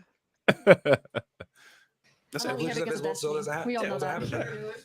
So, you know, men have to work far harder to get certain things that women get for free. That's just the reality. Women don't get boats and put a bunch of 18-year-old dudes on there. Men work really hard for 18 years to be able to purchase the boat so that the 18-year-old girls want to come, the 19-year-old girls want to come, etc. The 21-year-olds, whatever it is, right? Men have to bring value to get attention or even be seen by women, but women don't have to bring value on the other end. And here's the other thing, too. There's a saying. Someone here could probably help me with this one in Spanish. The quieter you are, the more beautiful you are, right? Oh, somebody got it? Angie got it. Angie got it. Angie, say it really loud for the audience. There you go. Now they're gonna be quiet after that. Claro. But the thing is, this guy fucking clout. But the thing is, right? Why is it that that's a universal saying in all the different Latin countries? Why is it that men like quiet women, right? We've been saying that for years, whatever. Because women aren't valued on their opinions. No, it's because you can't think. Which would explain why many of them are going to get these AI dolls. Yeah. Because they don't talk back. At least they don't talk back now. Yeah. Y'all don't know nothing about player anyway. Y'all don't know nothing about no damn player. I'm talking about the chat. They put the tomatoes in there, so. They gave you the tomatoes. Yeah, they gave you the tomatoes. Fresh is the player, yo. You know what I mean? Y'all just don't know nothing about it. That's hilarious. Somebody would say, yeah, he is a player because he be playing himself all the time. Oh, bro. How many times has Adam told me to shut up because he doesn't like the pushback? Why is Steve not here? Because you don't like the pushback. It's not about. It's not about that. I don't think she can cook. I don't think she can cook. Work hard to get the teenagers. I don't know about all that, buddy. I don't know about all that. Something tells me that if they were the voting class to lower the age of consent, they would sign on the dotted line immediately. Yeah, I think they would. Like I'm like just listening to, I can tell that they would be all for it. Yeah, absolutely. I agree 100%. What do you guys think? What do you guys think in the chat? You talking about for all those guys on the podcast, yes. right? Yeah. Because notice that when Myron said about the boat, when he said that the guy has to work 18 years to get a boat to put 18 and 19 years old, I said it's amazing. He went straight to 18 and 19. Yeah. Mm-hmm. Like fresh out of high school. Yeah. Or still in high school. Or still in high school for some. Yeah. Yep. Marcus Jones, shout out to Marcus Jones. I gotta ask if y'all agree with Marcus Jones. Marcus Jones said, "Congratulations, Fresh. You played yourself." Congratulations, Fresh. You played yourself. You know what I'm saying? Look at him. He got his hands up too. He got the confidence chop. Have you ever seen that? Did y'all learn that in karate class? You just throw your hands up in the air like it's the confidence chop. Look at that. Y'all don't know, but y'all don't know nothing. Fresh is gonna change y'all minds sooner than later. You know what I mean? Y'all just don't know about it yet. We'll see. We'll see. The thing you don't understand is that pushing back is an inherently masculine trait, which is cool if you want to make money and be assertive and be dominant. But most guys aren't gay, so they don't want to date themselves. They want the opposites. What would you like it if I showed up on Saturdays and wore heels? Sure. Hey, shout out to Zaria for hitting the radiation emoji. I gotta ask y'all a question. She's been hitting the radiation emojis consistently. Should we induct her into the chat spam mafia? What do y'all think? If y'all think that Zaria or Zarla should get inducted into the chat spam mafia, give me a thumbs up. If y'all don't think so, give me a thumbs down. Give her some Rotten Tomatoes too if y'all don't think so. Why not? I'm gonna give up I think we should virtual. That answers itself. You said what? I'm giving a virtual thumbs up. Oh, that's what's good. So you got a virtual thumbs up from a man, AB. Okay, we have one. He mentioned something about heels. Who knows? He probably does. After all, J. Edna Hoover ran the FBI, and he had dresses in his closet. Man, what about all these politicians that either have some questionable stuff going on or dresses in their closet? And speaking of the dresses in the closet, what's up with Chris Rock being in that new Epstein stuff that they found? What? Yeah, like I guess his name was in one of those. It was in one of those flight logs or in one of those the Black Book or something like that. Nah, I ain't hear that. Yeah, man. Hold on, real quick. I'm about to That's see not if a I can look. look that up real quick. Somewhere in the YouTube algorithm, they're like, like let's circle our wagon back. Right. Yeah, like that's some Richard shit for real. You know what I'm saying? Hold on. Yeah, new Jeffrey Epstein document reveals more names and connections. When is this from? This is from May 31st. Hold on. 5 days. Okay. Epstein files show Chris Rock. Okay, yeah, here it is. Check this out. It's called Radar Online. And then there's one from the Daily Beast as well. So I don't know. I've never heard of Radar Online. Have you guys ever heard of the Radar Online? It sounds familiar. I haven't. Let me see. Hold on. Because again, it's funny how we get here, right? Because remember, these guys had said that, based on the resources and all of that stuff, that Epstein would be considered, quote unquote, what they would say is a high value man. Remember when they said that? So, hold on real quick. So there it goes right here. Epstein files show Chris Rock was among dozens of stars set to meet with disgraced financier. Okay, so he was set to meet with him. He didn't actually meet him. But the question is, did Chris Rock know about what Epstein had going on before he was set to meet with him? I don't know. That's a good question. I highly doubt it. I would hope that he didn't. You know what I'm saying? Now, the Demonat says, I thought that was Chris Tucker. Chris Tucker appeared in the little black book that Epstein had. Chris Tucker was in that black book. Just like Bill Clinton was. What's the other dude? Prince Andrew?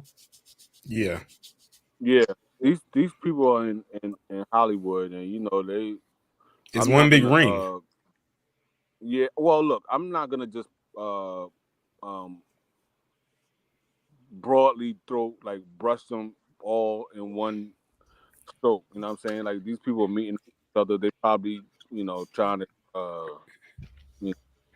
finesse their way into doing whatever they need to do to get movies and whatever productions going on. Now, as far as the extracurricular stuff, people probably just want to see what's going on as far as parties concerned. But my thing is that when it comes to a black person, they quick to throw that in the news. But when it comes to their own, when it comes to the PC, you don't hear about it. It gets buried automatically. You know what I'm saying? Like,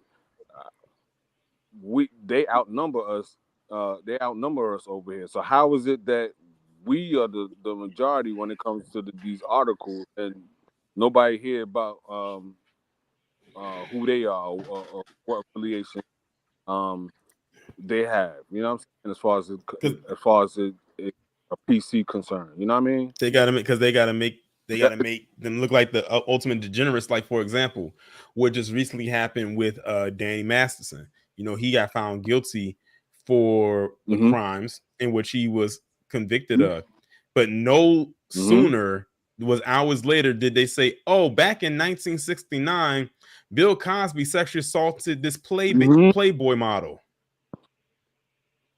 They can't let them. They can't let them hang out. They can't let them hang out to dry for too long by themselves before they bring a black person back up into the mix. Yeah, that's facts. My thing is that look, y'all outnumber us, so if there's some degeneracy with us, then more often than not, the degeneracy probably lies mostly with y'all.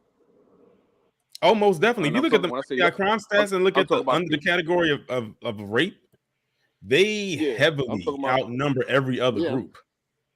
I'm talking about PC. I'm talking about PC when I say y'all. You know what I mean? Like, yeah, y'all gonna just put it on black people like that. You know what I'm saying? Chris Rock is he's one of those individuals. You know what I mean? He's made alliances with people that are questionable. You know what I'm saying? To say the least. You know what I mean? And yeah, remember, this is the same guy that let Ricky Gervais and Louis C.K. say the N-word with the ER on that podcast or whatever that show was a couple years ago. And Jerry Seinfeld was the only one that was sitting right there looking confused, like, what is going on here? Right. Big facts. But the thing is that the news and the media and all that is operated the same exact way as this whole valuetainment thing is. So the whole purpose of that is to what we'll do is we'll use you as a resource. We'll make money off of making you look bad, and we'll make money off of making you look good. And since we control the money that you get while we're making you look good, whenever we feel like just not dealing with you anymore, we'll just make it so that nobody can deal with you anymore. You know what I'm saying? That's the same thing that these people would do. That's one of the things that you safeguard yourself from if you're able to create your own network. You don't have to deal with these corny people doing corny stuff for their own entertainment. You can basically just do what they do and do it better than them, and then buy their business out and control them or fire them or toy with them like how a cat does after it chases down a mouse. You know what I'm saying? You could do all of that if you want to. Bet, bro. I see you, bro. All right, so I'm going to run this again. Want to make an opinion? Melina, you've spoken more than any girl on the stage by fucking I've been quiet for like an hour here. And that's why everyone's having a great time. Yes.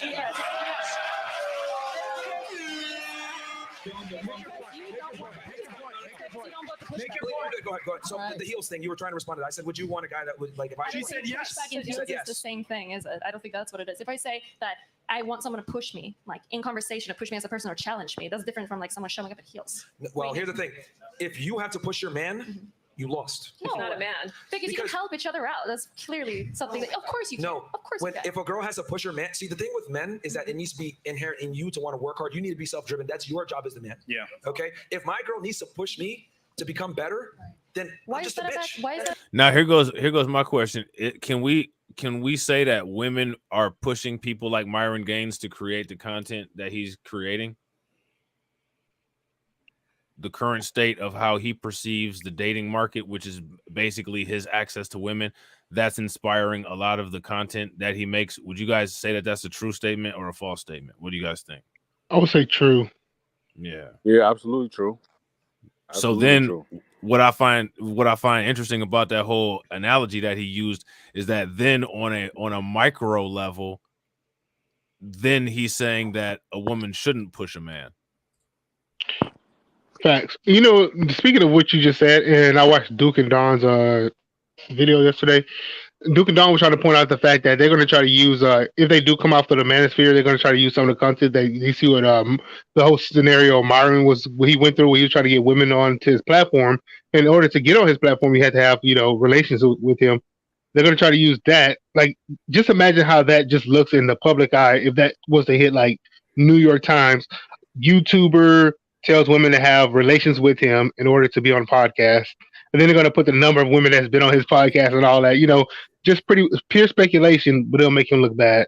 Yeah, absolutely. And then that'll reflect really bad on probably like everybody that's involved in doing content like that. They'll be reviewing everybody's content, and they'll be seeing if people are encouraging people to behave like that or utilizing those tactics to get women onto the podcast and all of that kind of stuff. Right.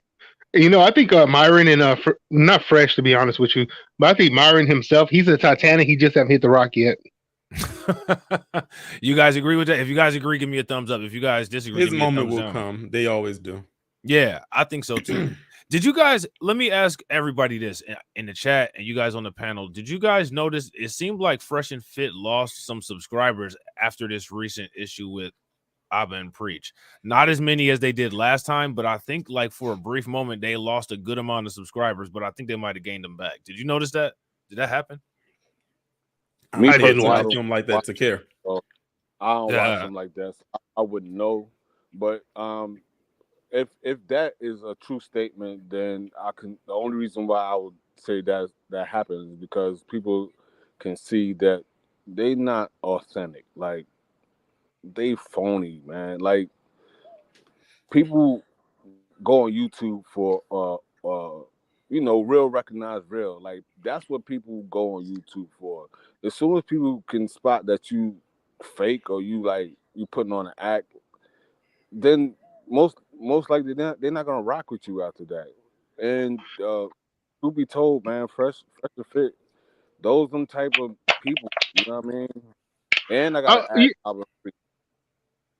I would agree with you, but at the same time, I see a lot of fake people online who are able to get past. They're given a pass. I mean, just think about Anton Daniels. Speaking of Anton Daniels, Mike TV called him out. He didn't get rich till he got apparently an inheritance from his father's passing away, and also his business that he said he was running. That what's the show called, the Millionaire March or whatever. His show that business that he was running in Detroit, that food business. He owed somebody because that food business was trash. It went down. He ended up in deficit. So, I mean, if you can say real recognize real, but at the same time, somebody said earlier, a sucker is born every day, and you can get past a lot of these people because they're not going to actually look into the information. They're just going to believe what their messiah, like Anton Daniels, say. So, yeah, no, I agree. I agree 100%. Hey, sometimes it's gonna take a sucker to find out how life really works. I mean, they'll figure it out after they lost a couple dollars. I mean, they'll learn. He made a statement and he said he invests in people's businesses. I don't watch Anton Daniels. Like I don't even watch that guy. I don't see why people do, to be honest with you. But he made a statement. His show's called Millionaire Morning Show or something like that. He made a statement that he invests in his members' businesses. I want to know, and I actually want to see pictures of these businesses, because if he's invested in these people, then you would expect that there'll be some, archive of pictures or name of businesses that he invested in, because somebody was actually on Pocket Watching with JT when Anton Daniels went on there, and they called him out, saying, okay, how did you get your money? You say you became a millionaire, but how did you get to the, I don't think he's a millionaire. I think he's fronting on that part. You say you have a lot of money, but how did you get to that part where you have a lot of money? Because one dude was actually pointing out that you literally, the job he has listed on his LinkedIn, he makes like $60 a year on that, plus his Patreon, and that's his only two income. Now, this guy said that he had a business that he sold to another company, but he can't give you the name of the business. He said he's saying all these blanketed statements, and he has no proof to back any of up. However, Mike TV provided facts of that his restaurant failed. Now, he said his restaurant failed because black people don't appreciate nothing. But Mike TV said Mike TV provided evidence that his restaurant failed because his sales were down. He ended up going into a deficit to the people that he owed, and he still owed these people some money, and you can get those court documents and the company name that he owes. Of course, black people are the persons that go to blame. Man, that's wild. I wouldn't say he's not a millionaire. I don't know. I don't. But if you calculating somebody's net worth, it's quite possible that they can be a millionaire. You know what I'm saying? Yeah, so I wouldn't just say that he's not. Now, as far as his businesses, you know what I mean? White people build businesses and their businesses fail all the time. I'm not gonna cast aspersions on him for that. You know what I'm saying? Well, no. But the point is that he says that he ran a successful business. However, the one business that we do know that he ran, he still owes a company a lot of money because that business he ran it right into the ground, and it wasn't successful at all. But he said it was so successful that he had to And have you ever heard of somebody saying, "Yeah, my business was so successful that I had to shut it down"? I never heard that in my life. Well, yeah, Right. that's a lie. That's a blatant lie. But you know what I'm saying? The only person that could ever say that is Michael Phelps with gold medals in swimming, but that's not a business. He was still swimming for the Olympics. But I mean, like, and maybe like Michael Jordan when he was in the NBA, just like terrorizing the NBA when the Bulls were at their peak. But even those weren't like personal businesses. Those were just like personal accomplishments. The government actually will shut your business down if you're too successful, though, because the goal is to get 100% of the marketplace, right? You want to get as large of a market share as possible. And the maximum amount of market share that you can get is 100%, unless you change and diversify your business and go into other businesses. Then you would get over 100%, but technically not in the same market share. You've just branched into other businesses, creating a larger macro market, right? So what would end up happening is if you get 100% of the market share, what ends up happening? I'll tell you a company that got 100% of the market share, and you guys can tell me what happened. AT&T. They probably call it a monopoly. There you go. Or something like that. Yep. Standard Oil. You know what I'm saying? And we can go on and on and on with this. The Bell companies, you know what I'm saying? So once you get to that, Microsoft is another one. So once you've achieved 100%, 100% market share, 100% market share is illegal in a capitalist society, because 100% market share creates a tyranny which cancels out capitalism, because capitalism is supposed to be free market for multiple vendors. If you have 100% market share, that's a dictatorship, right? Would you guys agree? Right. Agreed. Yeah. So that is interesting how that regulatory mechanism is set up. You know what I'm saying? It's kind of contradictory, because if it's like what you have to do is you have to strategically get to where you can hover at like around 80% of the market share and remain competitive. And you can easily do that. Just anytime anybody approaches, you just buy them out. You know what I'm saying? Money talks. Yep. Yeah. But I think what we need to get to, like, for our society to function even better, if you're a business owner, we have to get rid of all the what are those people call the people that go up there and they go to the Capitol and they pretty much try to promote their interests or whatever. Lobbyists. Lobbyists. So I would say no lobbyists from these businesses can participate in politics if you want to make it a real free and free market, pretty much. Yeah, I agree. You have to get money out. Well, and that's a good idea. I think it will have to be expanded on. Definitely the concern for ethical conflict and conflict of interest is absolutely there. I don't know if that would be the only thing that would completely take that problem away. I think there would have to be stuff in addition to that as well. Transparency of records and different things like that. You know what I'm saying?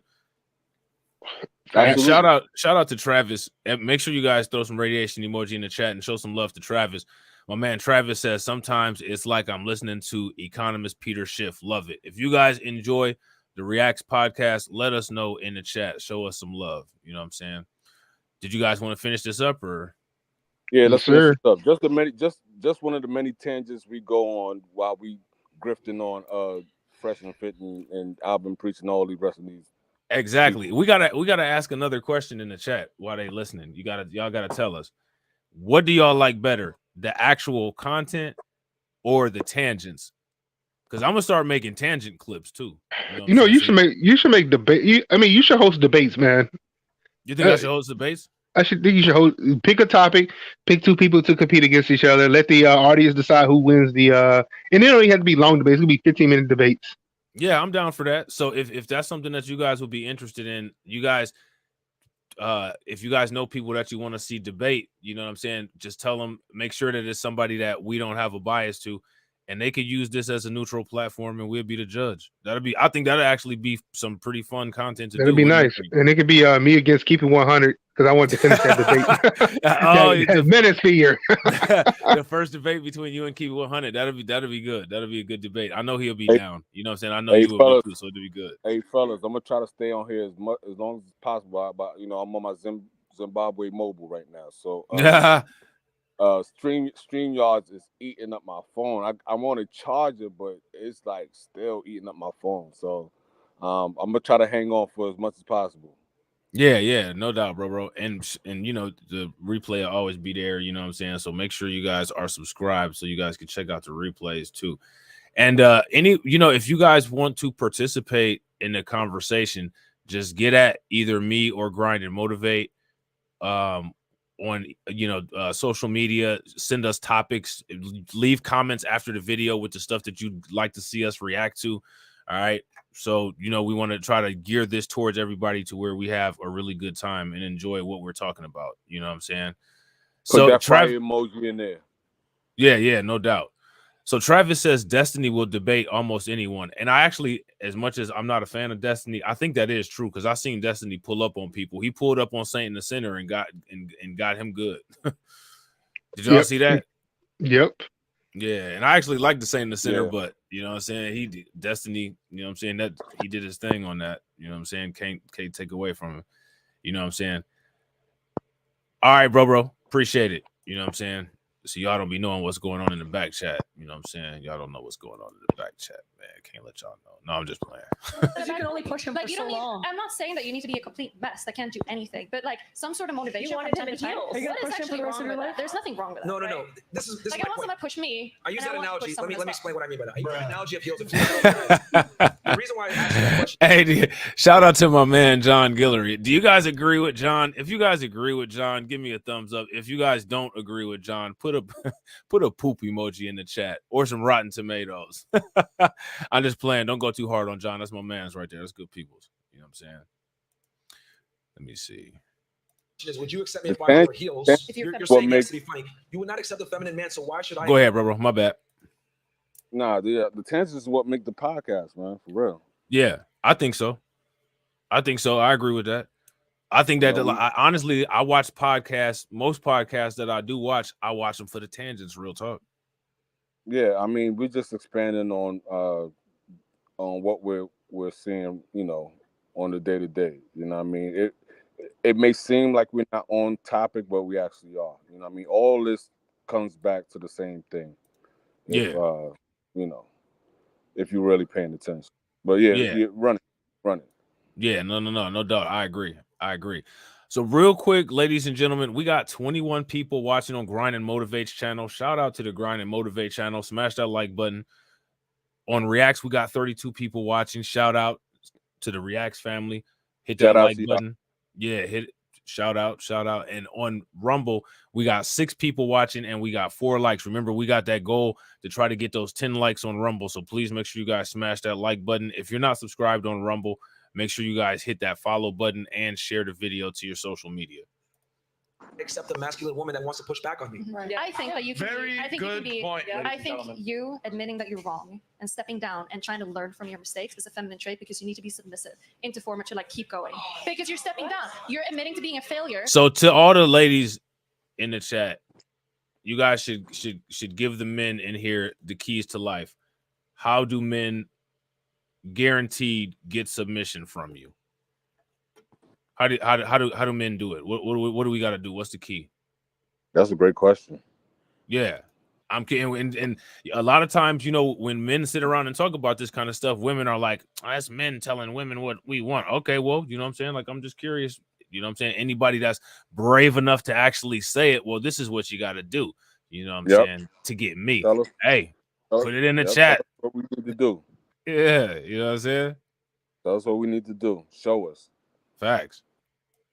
Because you can move on. I don't think she understands because that's a feminine trait. I would she say. tagged her husband. I would absolutely call it that way. And having someone tell you that you're wrong is going to motivate you to the truth. Like, calm down, put your dick away. All right, listen, guys, I would love to do this Melina thing for another 10 hours. We have to wrap up this 15 minutes. So they're doing their little podcast in in format so that it can be clipped, and I'm not mad at that. I'm not mad at that one bit because that actually makes things pretty easy. You know what I'm saying? So I thought that this was interesting. You know what I'm saying? This Epstein thing. I don't know if you guys are interested in it. If you guys are interested in hearing more about that Epstein topic, let me know. Give me a thumbs up in the chat. If you guys aren't, then give me a thumbs down. But there was a lot of celebrities involved with Epstein. There was an autopsy that came out, and it said some really wild stuff about him. They were saying that he had an STD and all kind of craziness. Did y'all hear about that? Nah. Yeah. Yo, that's crazy. Let me see. Hold on real quick. I'm about to see if I can find it. Let me know in the chat if y'all heard anything about that Epstein death. Can we say that we're surprised? Nah, not at all. Okay, so this came out. Hold on real quick. Who do you guys like better as far as a news source? New York Post or CNN? It will have to be CNN.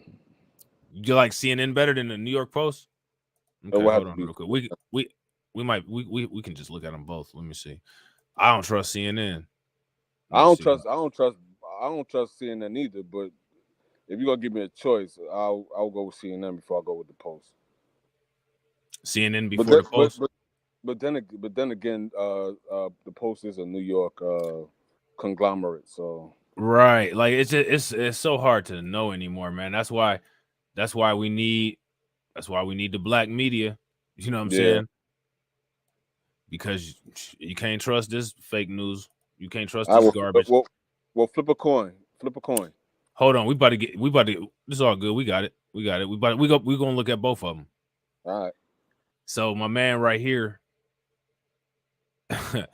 my man Travis said just one.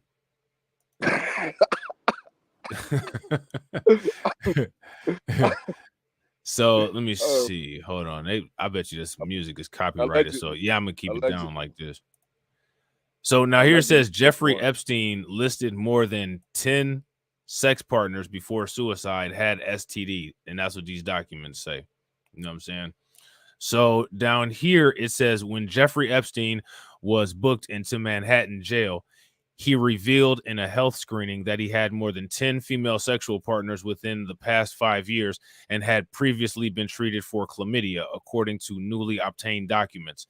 The new revelations about the convicted P-word's sexual history were included in 4,000 pages of documents obtained Thursday by the Associated Press from the Bureau of Prisons in response to a Freedom of Information Act request. The trove of paperwork paints a vivid picture of the disgraced billionaire's physical and mental state, which appeared to be in decline in the weeks leading up to his self-deletion on August 10th of 2019 at the Metropolitan Correctional Center in Manhattan. Medical records showed the 66-year-old Epstein was suffering from sleep apnea, constipation, hypertension, lower back pain, and pre-diabetes. So he was just a hot mess. I mean, you got all that money. You didn't take care of yourself. You didn't take yourself to the doctor. You know what I'm saying? Any of that? Apparently not.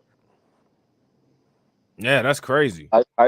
Hypertension. What was the other ones? Hypertension. He had sleep apnea, constipation, hypertension, constipation. All stuffed up. You know what I'm saying? So now here it says Epstein was booked into the federal jail in Manhattan on July 6th of 2019 on charges stemming from the ST, sex trafficking of minors in Florida and New York. All right, so this is him right here. These are those logs because remember there was that self-deletion that allegedly took place. So I think then it just goes into talking about the self-deletion, which we all know that's, old and ancient history. But I just thought it was interesting that they released that stuff. And my question is the same thing that I would ask about anything that had happened a while ago and why they just decided to release information about it. Why do you guys feel like they released that information now? What was the point of them doing that? In my opinion, to keep the focus on him. I'm pretty sure there's another Epstein somewhere around here. They don't want to focus on this guy. They don't want to, they don't want to focus on the people that was associated with him. And as you can see, even though the list of names came out, they're not doing anything about the people. They got all the power in the world, not doing anything. Yeah, I agree. Probably most of those people are probably still in Hollywood too. Absolutely. And they probably moved from Jeffrey Epstein to somebody else. They moving around in Hollywood, It's a distraction just to keep the focus on him, and then throw out Chris Rock as a little snack. You know what I'm saying? So absolutely is a distraction. Yeah, I agree. Bro, can you imagine if it comes out to be true? Then everybody that was against Will Smith, they're gonna be coming out saying, "I wish he would have hit you harder." Right. Yeah. They might mess around and try to uncancel Will Smith. Yeah, that's hilarious. Definitely full circle. You know what I'm saying? 360. You know what I mean? So Will Smith might have to give him a double slap. Right. Real talk. So now here says Epstein files show Chris Rock was among dozens of stars set to meet with disgraced financier. So let me ask you guys, take a wild guess of who you guys think we'll hear about on this list in addition to Chris Rock. What celebrities do you guys think will be the ones that get put out for being involved with your boy Epstein? I'm gonna say both presidents. I'm gonna say both presidents because the election is coming up. So let's put Biden and Trump in there. Who else? Weinstein is in jail, so I think they're gonna put his name out there. Those are my best guess right now. The two up running presidents. Wow. Yeah, it could be a possibility. Now that would be interesting if something came out as far as Biden being associated with Epstein. You know what I'm saying? I wonder what people would say about it. I wonder how much transparency the public would be allowed to have when it comes to that. What do you guys think? None. No transparency. DeAndre said we might have to spin the block on Chris. If y'all find out that this is if y'all find out this is real, is everybody gonna hate Chris for real? Everybody hates Chris. That's hilarious. So now here says a trove of Jeffrey Epstein's private calendars and emails revealed dozens of Hollywood elites were on the books to meet with the disgraced financier as he sought to rehabilitate his image following a 13-month jail stint in 2008. RadarOnline.com has learned.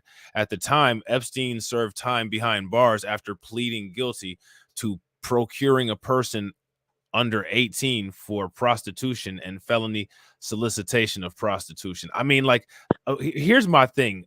This guy is a billionaire. You know what I'm saying? He's a billionaire. Like, why are you into that? Why are you doing that? You know what I'm saying? Like, does that make any sense to y'all? Like, why? Well, the degeneracy is one of their calling cards, and also is a form of power. You know what I'm saying? Now, having this type of power can either be a good thing or it could be. We lost AB. Jay, you still we there? lost him. Yeah, I'm still here, man. I was listening to him. I know, right? He was about to go in. You know what I'm saying? Chris Tucker looking like, Richard, your phone lost signal, Richard. You know what I'm saying? That's why AB Teeth out and everything. When AB pop back onto the screen, he's gonna pop back with that open hand like he got from Will Smith. You know what I'm saying? That's hilarious. So now here it says, in the years after his arrest, the docs reveal he strived to forge friendships with powerful people while continuing his philanthropy efforts to keep him running with high society. And the thing is that what people should really pay attention to is that these are the high society people that look down on everybody, but they didn't even disavow Jeffrey Epstein after this stuff came out. High society let him back in. What do you guys What do you guys think about that? Like, these are the people that are supposed to be so good. They're supposed to be so much better. And knowing what this guy was a part of and what he was guilty of and what he had just done a whack jail sentence for, they let him back amongst them. What do you think about that, bro? No, I mean, you're absolutely right. And this is the issue with high powerful man like what's this dude name that owns Amazon? Well, anyway, it's the issue with Jeff Bezos. Well, yeah, with Bezos and Elon Musk owning these media companies, these people, we have a lot of a large population that still listen to these media companies. They don't listen to independent media, and people will, be distracted with all this crap they put out. So they want to turn turn the attention to something else when we need to be focused on what's the actual real issues are. And them trafficking women is a real issue that should have been addressed. We shouldn't even be dragging out like this. This is like, when we were asked for reparation for the Tulsa race survivors, and they want to, pretty much don't talk about that. This is the issue, man. Like anything that's important that should be done, like the Tulsa race riot survivors getting their reparations, they don't want to talk about it. Anything negative about them, they don't want to talk about it. You know what I'm saying? So this is one of the biggest issues I have with mainstream media is that they're fake. They're fake media. They only serve their own interests, and they want to put down people they owe, and they want to pretty much protect people that are, just like Epstein's a pedophile. They want to protect that POS that's in the dirt right now being worm food. You know what I'm saying? Right now he's lower than worm pussy. So that's hilarious. I don't even think worms have that. Like I honestly think like that was just for comedic purpose. No, I know that's what makes it so funny. Like because I'm sitting there thinking like, wait a minute, if I'm not mistaken, I think worms are like some of the animals that are like asexual that like self-impregnate and self-reproduce. That's hilarious because that means that he's worthless. You know what I'm saying?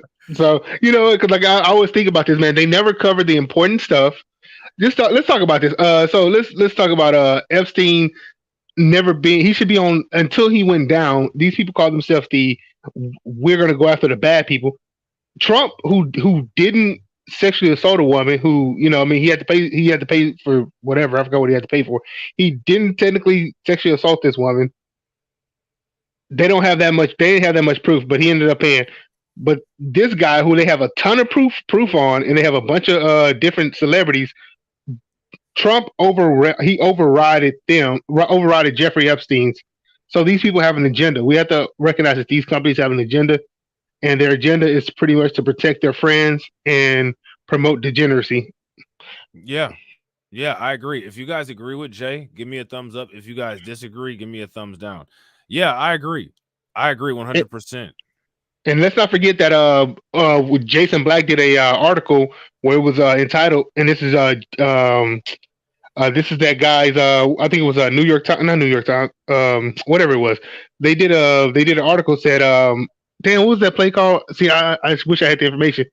There was a play about let's say I don't want to say it, the P word. There was a play about P word, and he said the play said, in the article actually said, I remember that it was in the that was in the What was it? The New York Times did an article about that. Was it New York Times? Yeah, I think it was New York Times. Yeah, and it said this play is about the P word, and it's brilliant. And I said, what? Yeah, that's insane. Insane. Yeah, that's wild. We should actually find that article and do a stream about that one of these days. Carlton says Epstein was a big Democratic donor and he knew too much. So now here's my question. We got Jeffrey Epstein and we got Ed Buck. Now here's my question. What does that say about who the Democrats will take money from? Degenerates. Yeah, I mean, just, you know what I'm saying? Like, just list off the names, and these are the people that are giving all these people money. My question is, would you guys accept money from people like Ed Buck and Jay Epstein? Let me know. And real quick, shout out to the people that are watching over on Rumble. We got 10 people live on Rumble. If everybody could smash that like button over there on Rumble, and if you're not subscribed over there, make sure you hit the bell. And shout out to everybody that's watching on Grind's channel. We got 12 people live watching over there. Shout out to Twitch. We got 1 person over there. And shout out to Reacts. We got 29 over there. Everybody where you're at, make sure you guys smash that like button and subscribe. Shout out to y'all. We got my man AB Promotions back. Go ahead, bro. Finish your thought, what you was saying before the technology failed. I forgot what I was saying. I had to run and get charges and all types of stuff. I'm still low, so I'm hanging in there. If you could remind me, then I probably might pick it up. You know what I'm saying? But go ahead, Jay. What was you about to say? Oh, I got nothing to say. I was actually trying to remind him, but I forgot what he was talking about too. Yeah, what it was he was explaining something about the the people going after Epstein. the people who are Epstein. going after Epstein, yeah, they try to Mainstream media. Yeah, the mainstream media. Yeah, they try to make themselves look like they're actually doing something good by putting the focus on somebody like Jeffrey Epstein, but it's an unequal focus about the focus that's put on us. And yeah, Carlton is alluding to it down here. He was talking about power. You know what I'm saying? Exactly. So yeah, I remember now. I was saying that you know, probably one of the reasons why Epstein felt the reason to do what he was to do is because he had the power to do it. You know what I'm saying? And like anybody else, you know, however you're wired internally, you're either gonna do good things or you're gonna do bad things. And for the most part, we know from history and from observing how these people move that they use their power for not so good things. You know what I mean? Yeah, no, I would Yeah. agree. If you guys agree in the comment section, give me a thumbs up. If you guys disagree, give me a thumbs down. And this All is right. why independent media is so important. Just saying. Facts. All right, so I want you guys to keep track of these names. A newly exposed calendar detailed a 7:30 p.m. dinner with a handful of well-known names, including actor Woody Allen, Jess Stalley. Is that it? Jess Stalley. Damn, why And this ain't person, said Woody Allen? I should have been said Woody Allen. this But he's person right old here, school, Jess though. Stalley, is the head of J.P. Morgan. And then it says in the early 2010s and maybe Chris Rock, although a source said that Rock was a no-show at the January 2014 event. So why Now, would I they think put it's interesting, though. This is what interesting, bro. They using Chris Rock as the name over to get JP everybody's Morgan? attention. Right. And the guy that is the head of JP Morgan was also there. Like, can Right. you imagine the amount of money being discussed between these three? Mm-hmm. Yep. Him finance. And you know what? I always hear about secret projects being financed, and you know, okay. So what you do in accounting, if you guys don't know, there are some projects you can actually just put under miscellaneous. Yeah. And I wouldn't be surprised if every time he was trafficking people, and he got if he did get the financing from any company or any bank, they wrote that off, and they had specific accountants to write that stuff off. Oh yeah, it's somebody that knows how to do ABC accounting, ABC costing can just set up a miscellaneous line item, and anything that you can kind of just turf certain things into miscellaneous, or you can also do that by using a employee cash account and kind of pawn it off on like quote unquote travel expenses or things that are used when people go, employees do offsite jobs or whatever per se. You know what I'm saying? Yep. Dining, restaurants, all those so-called miscellaneous items that you can write all these things off on. So yeah, I totally agree. Yeah, no doubt. And shout out to the people enjoying the stream, like my man Average Joe, who says back and we still here. Facts. Just think about it like this. Think about how these people wash their money through washing cleaners and all that, and they're not all that good. They're pretty much street people that buy a washing cleaner. They'll buy let's say a laundromat or something and wash their money. But in Jeffrey Epstein's situation, he had actual professionals, so I can see him getting away with it. Yeah, real talk. I mean, like he could afford the best. Like honestly, like when it came to Epstein, like there's nobody that he can't afford. Look at all of the money that he's got, and on top of look at all the money that he's got, look at all of the access to people with money that he has, because having access to people with money, that's a different kind of access, or that's a different kind of asset than you simply having money yourself. Would you guys agree with me on that? Facts. Definitely. Right. I think that's a really underrated asset, is having a network of money. And that's one of the things that I think that people know how to, or that people need to know how to form. So I'm going to ask you guys on the panel and the people that are in the comment section, how many of you all have strategized a plan or ever thought about creating a plan to create a network of money flow, a network of cash, or a network of access to capital? Have you guys ever thought about doing that? Have you ever thought about a necessity for it? I haven't personally thought about making a network to get cash. My main focus has mainly been on trying to get the capital to support the thing. I think we lost. Then he dropped off again. Yeah, I think we lost AB again. So yeah, I mean, me too. At the same time, I've been working on my personal things. Besides making sure that I'm out of debt, keeping my money going. If you get a network, it'll make things a little bit easier. Say if you have like somebody that that can give you the money, a small loan or something like that. Yeah, of course it'll make it easier. So I see the benefits of having a network of people who can finance, say, a small project or something like that, better than going to a bank.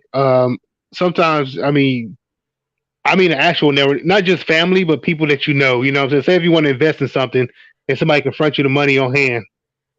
So yeah, you're right about that. So yeah, I think that's one thing that people should try to look into is like creating that so people can have a constant circulating amount of like, what I'm saying, like between like $5 and $10 million circulating between each person, based on things that they're doing as far as dealing with each other with like business projects or finances or whatever. What I'm saying? Cost sharing for products and profit sharing for revenues and different things like that. Like it's so easy for people to get organized and figure out little things like that. But a lot of times people don't tend to prioritize that type of thing. You know what I'm saying? For whatever reason, right. Right. And I would say, because of the economic situation, one thing I would say that if a lot of Black people want to get together and do, let me make this point real quick. If you want to do a group economic project, a small scale project, like you want to open up a corner store or something like that, it's easier for like 10 people, like-minded people, to come together, or even like minded people or people that know something about business to come together, put their money together, than one person to do it by himself. Yeah, I agree 100%. So now here it says an insider told Daily Mail that Rock was friendly with Allen, according to their bombshell report. Radar Online has reached out to representatives for Rock for comment. Those scheduled to meet Epstein included Irina Shayk, Wendy Murdoch, Richard Branson, Peter Thiel, and more. So there was a bunch of people that were scheduled to meet him. Now, if they actually did meet him, I'm not sure. Here it says Epstein, who died by self-deletion in August of 2019 while facing federal sex trafficking charges, previously invited comedian Chris Tucker on a trip to Africa with former President Bill Clinton aboard his private plane in 2002, a topic that trended in 2020. Now, here's my question. Do you guys remember the name of his plane? I know I don't.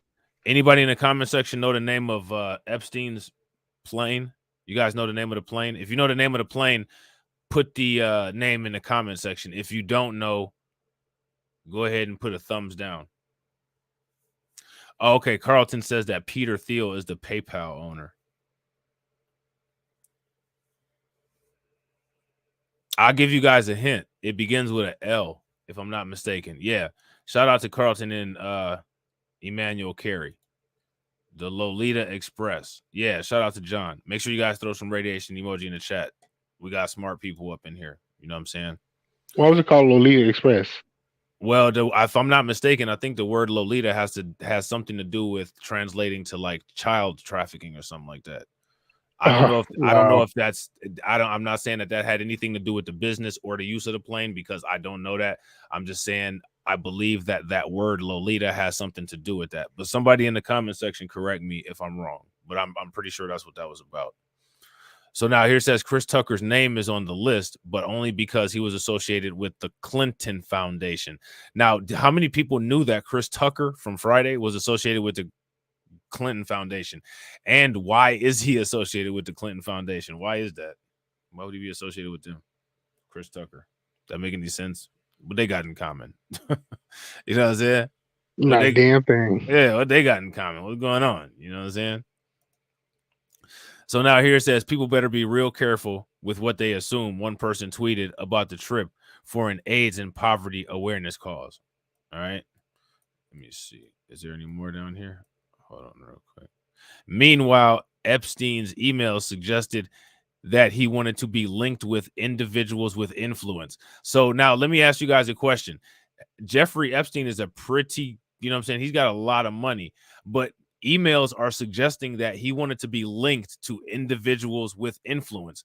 Let me ask you guys this question. Why would somebody like Jeffrey Epstein, who has access to all of what he has, need to be linked to individuals with influence in order for him to be able to do more, or in order for him to be able to utilize some of the assets that those people have available? What do you guys think?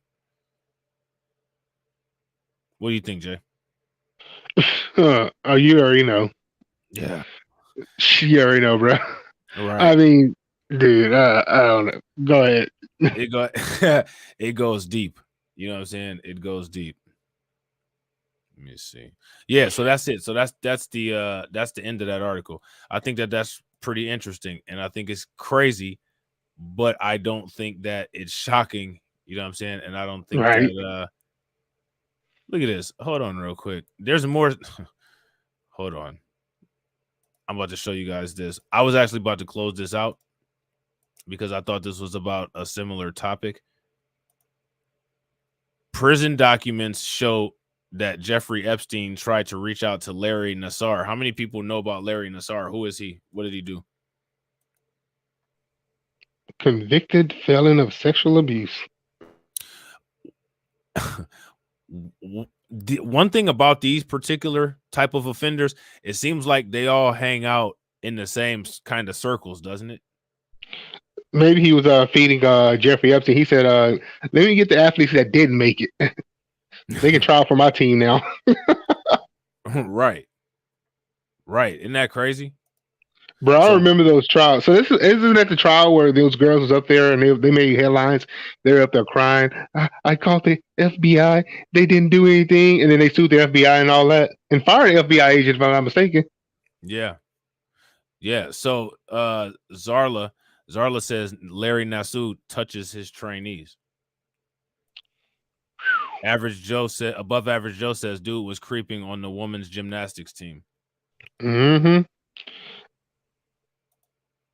That's crazy. While he was imprisoned, disgraced financier sent a letter to Larry Nassar, the former Olympic doctor who sexually abused girls for decades, new documents revealed. I mean, like, out of everything that you could do, why would you send a letter to him? Like, I'm going to just send a letter to you. Like, what? I wouldn't be surprised they operated in the same network, too, to be honest with you. Absolutely. I'm telling you, they all, man, yeah. It's too much of a coincidence. And one thing that I find interesting, actually, I don't find it so interesting. I'm just saying that to get some engagement in the comment section to see what you guys think.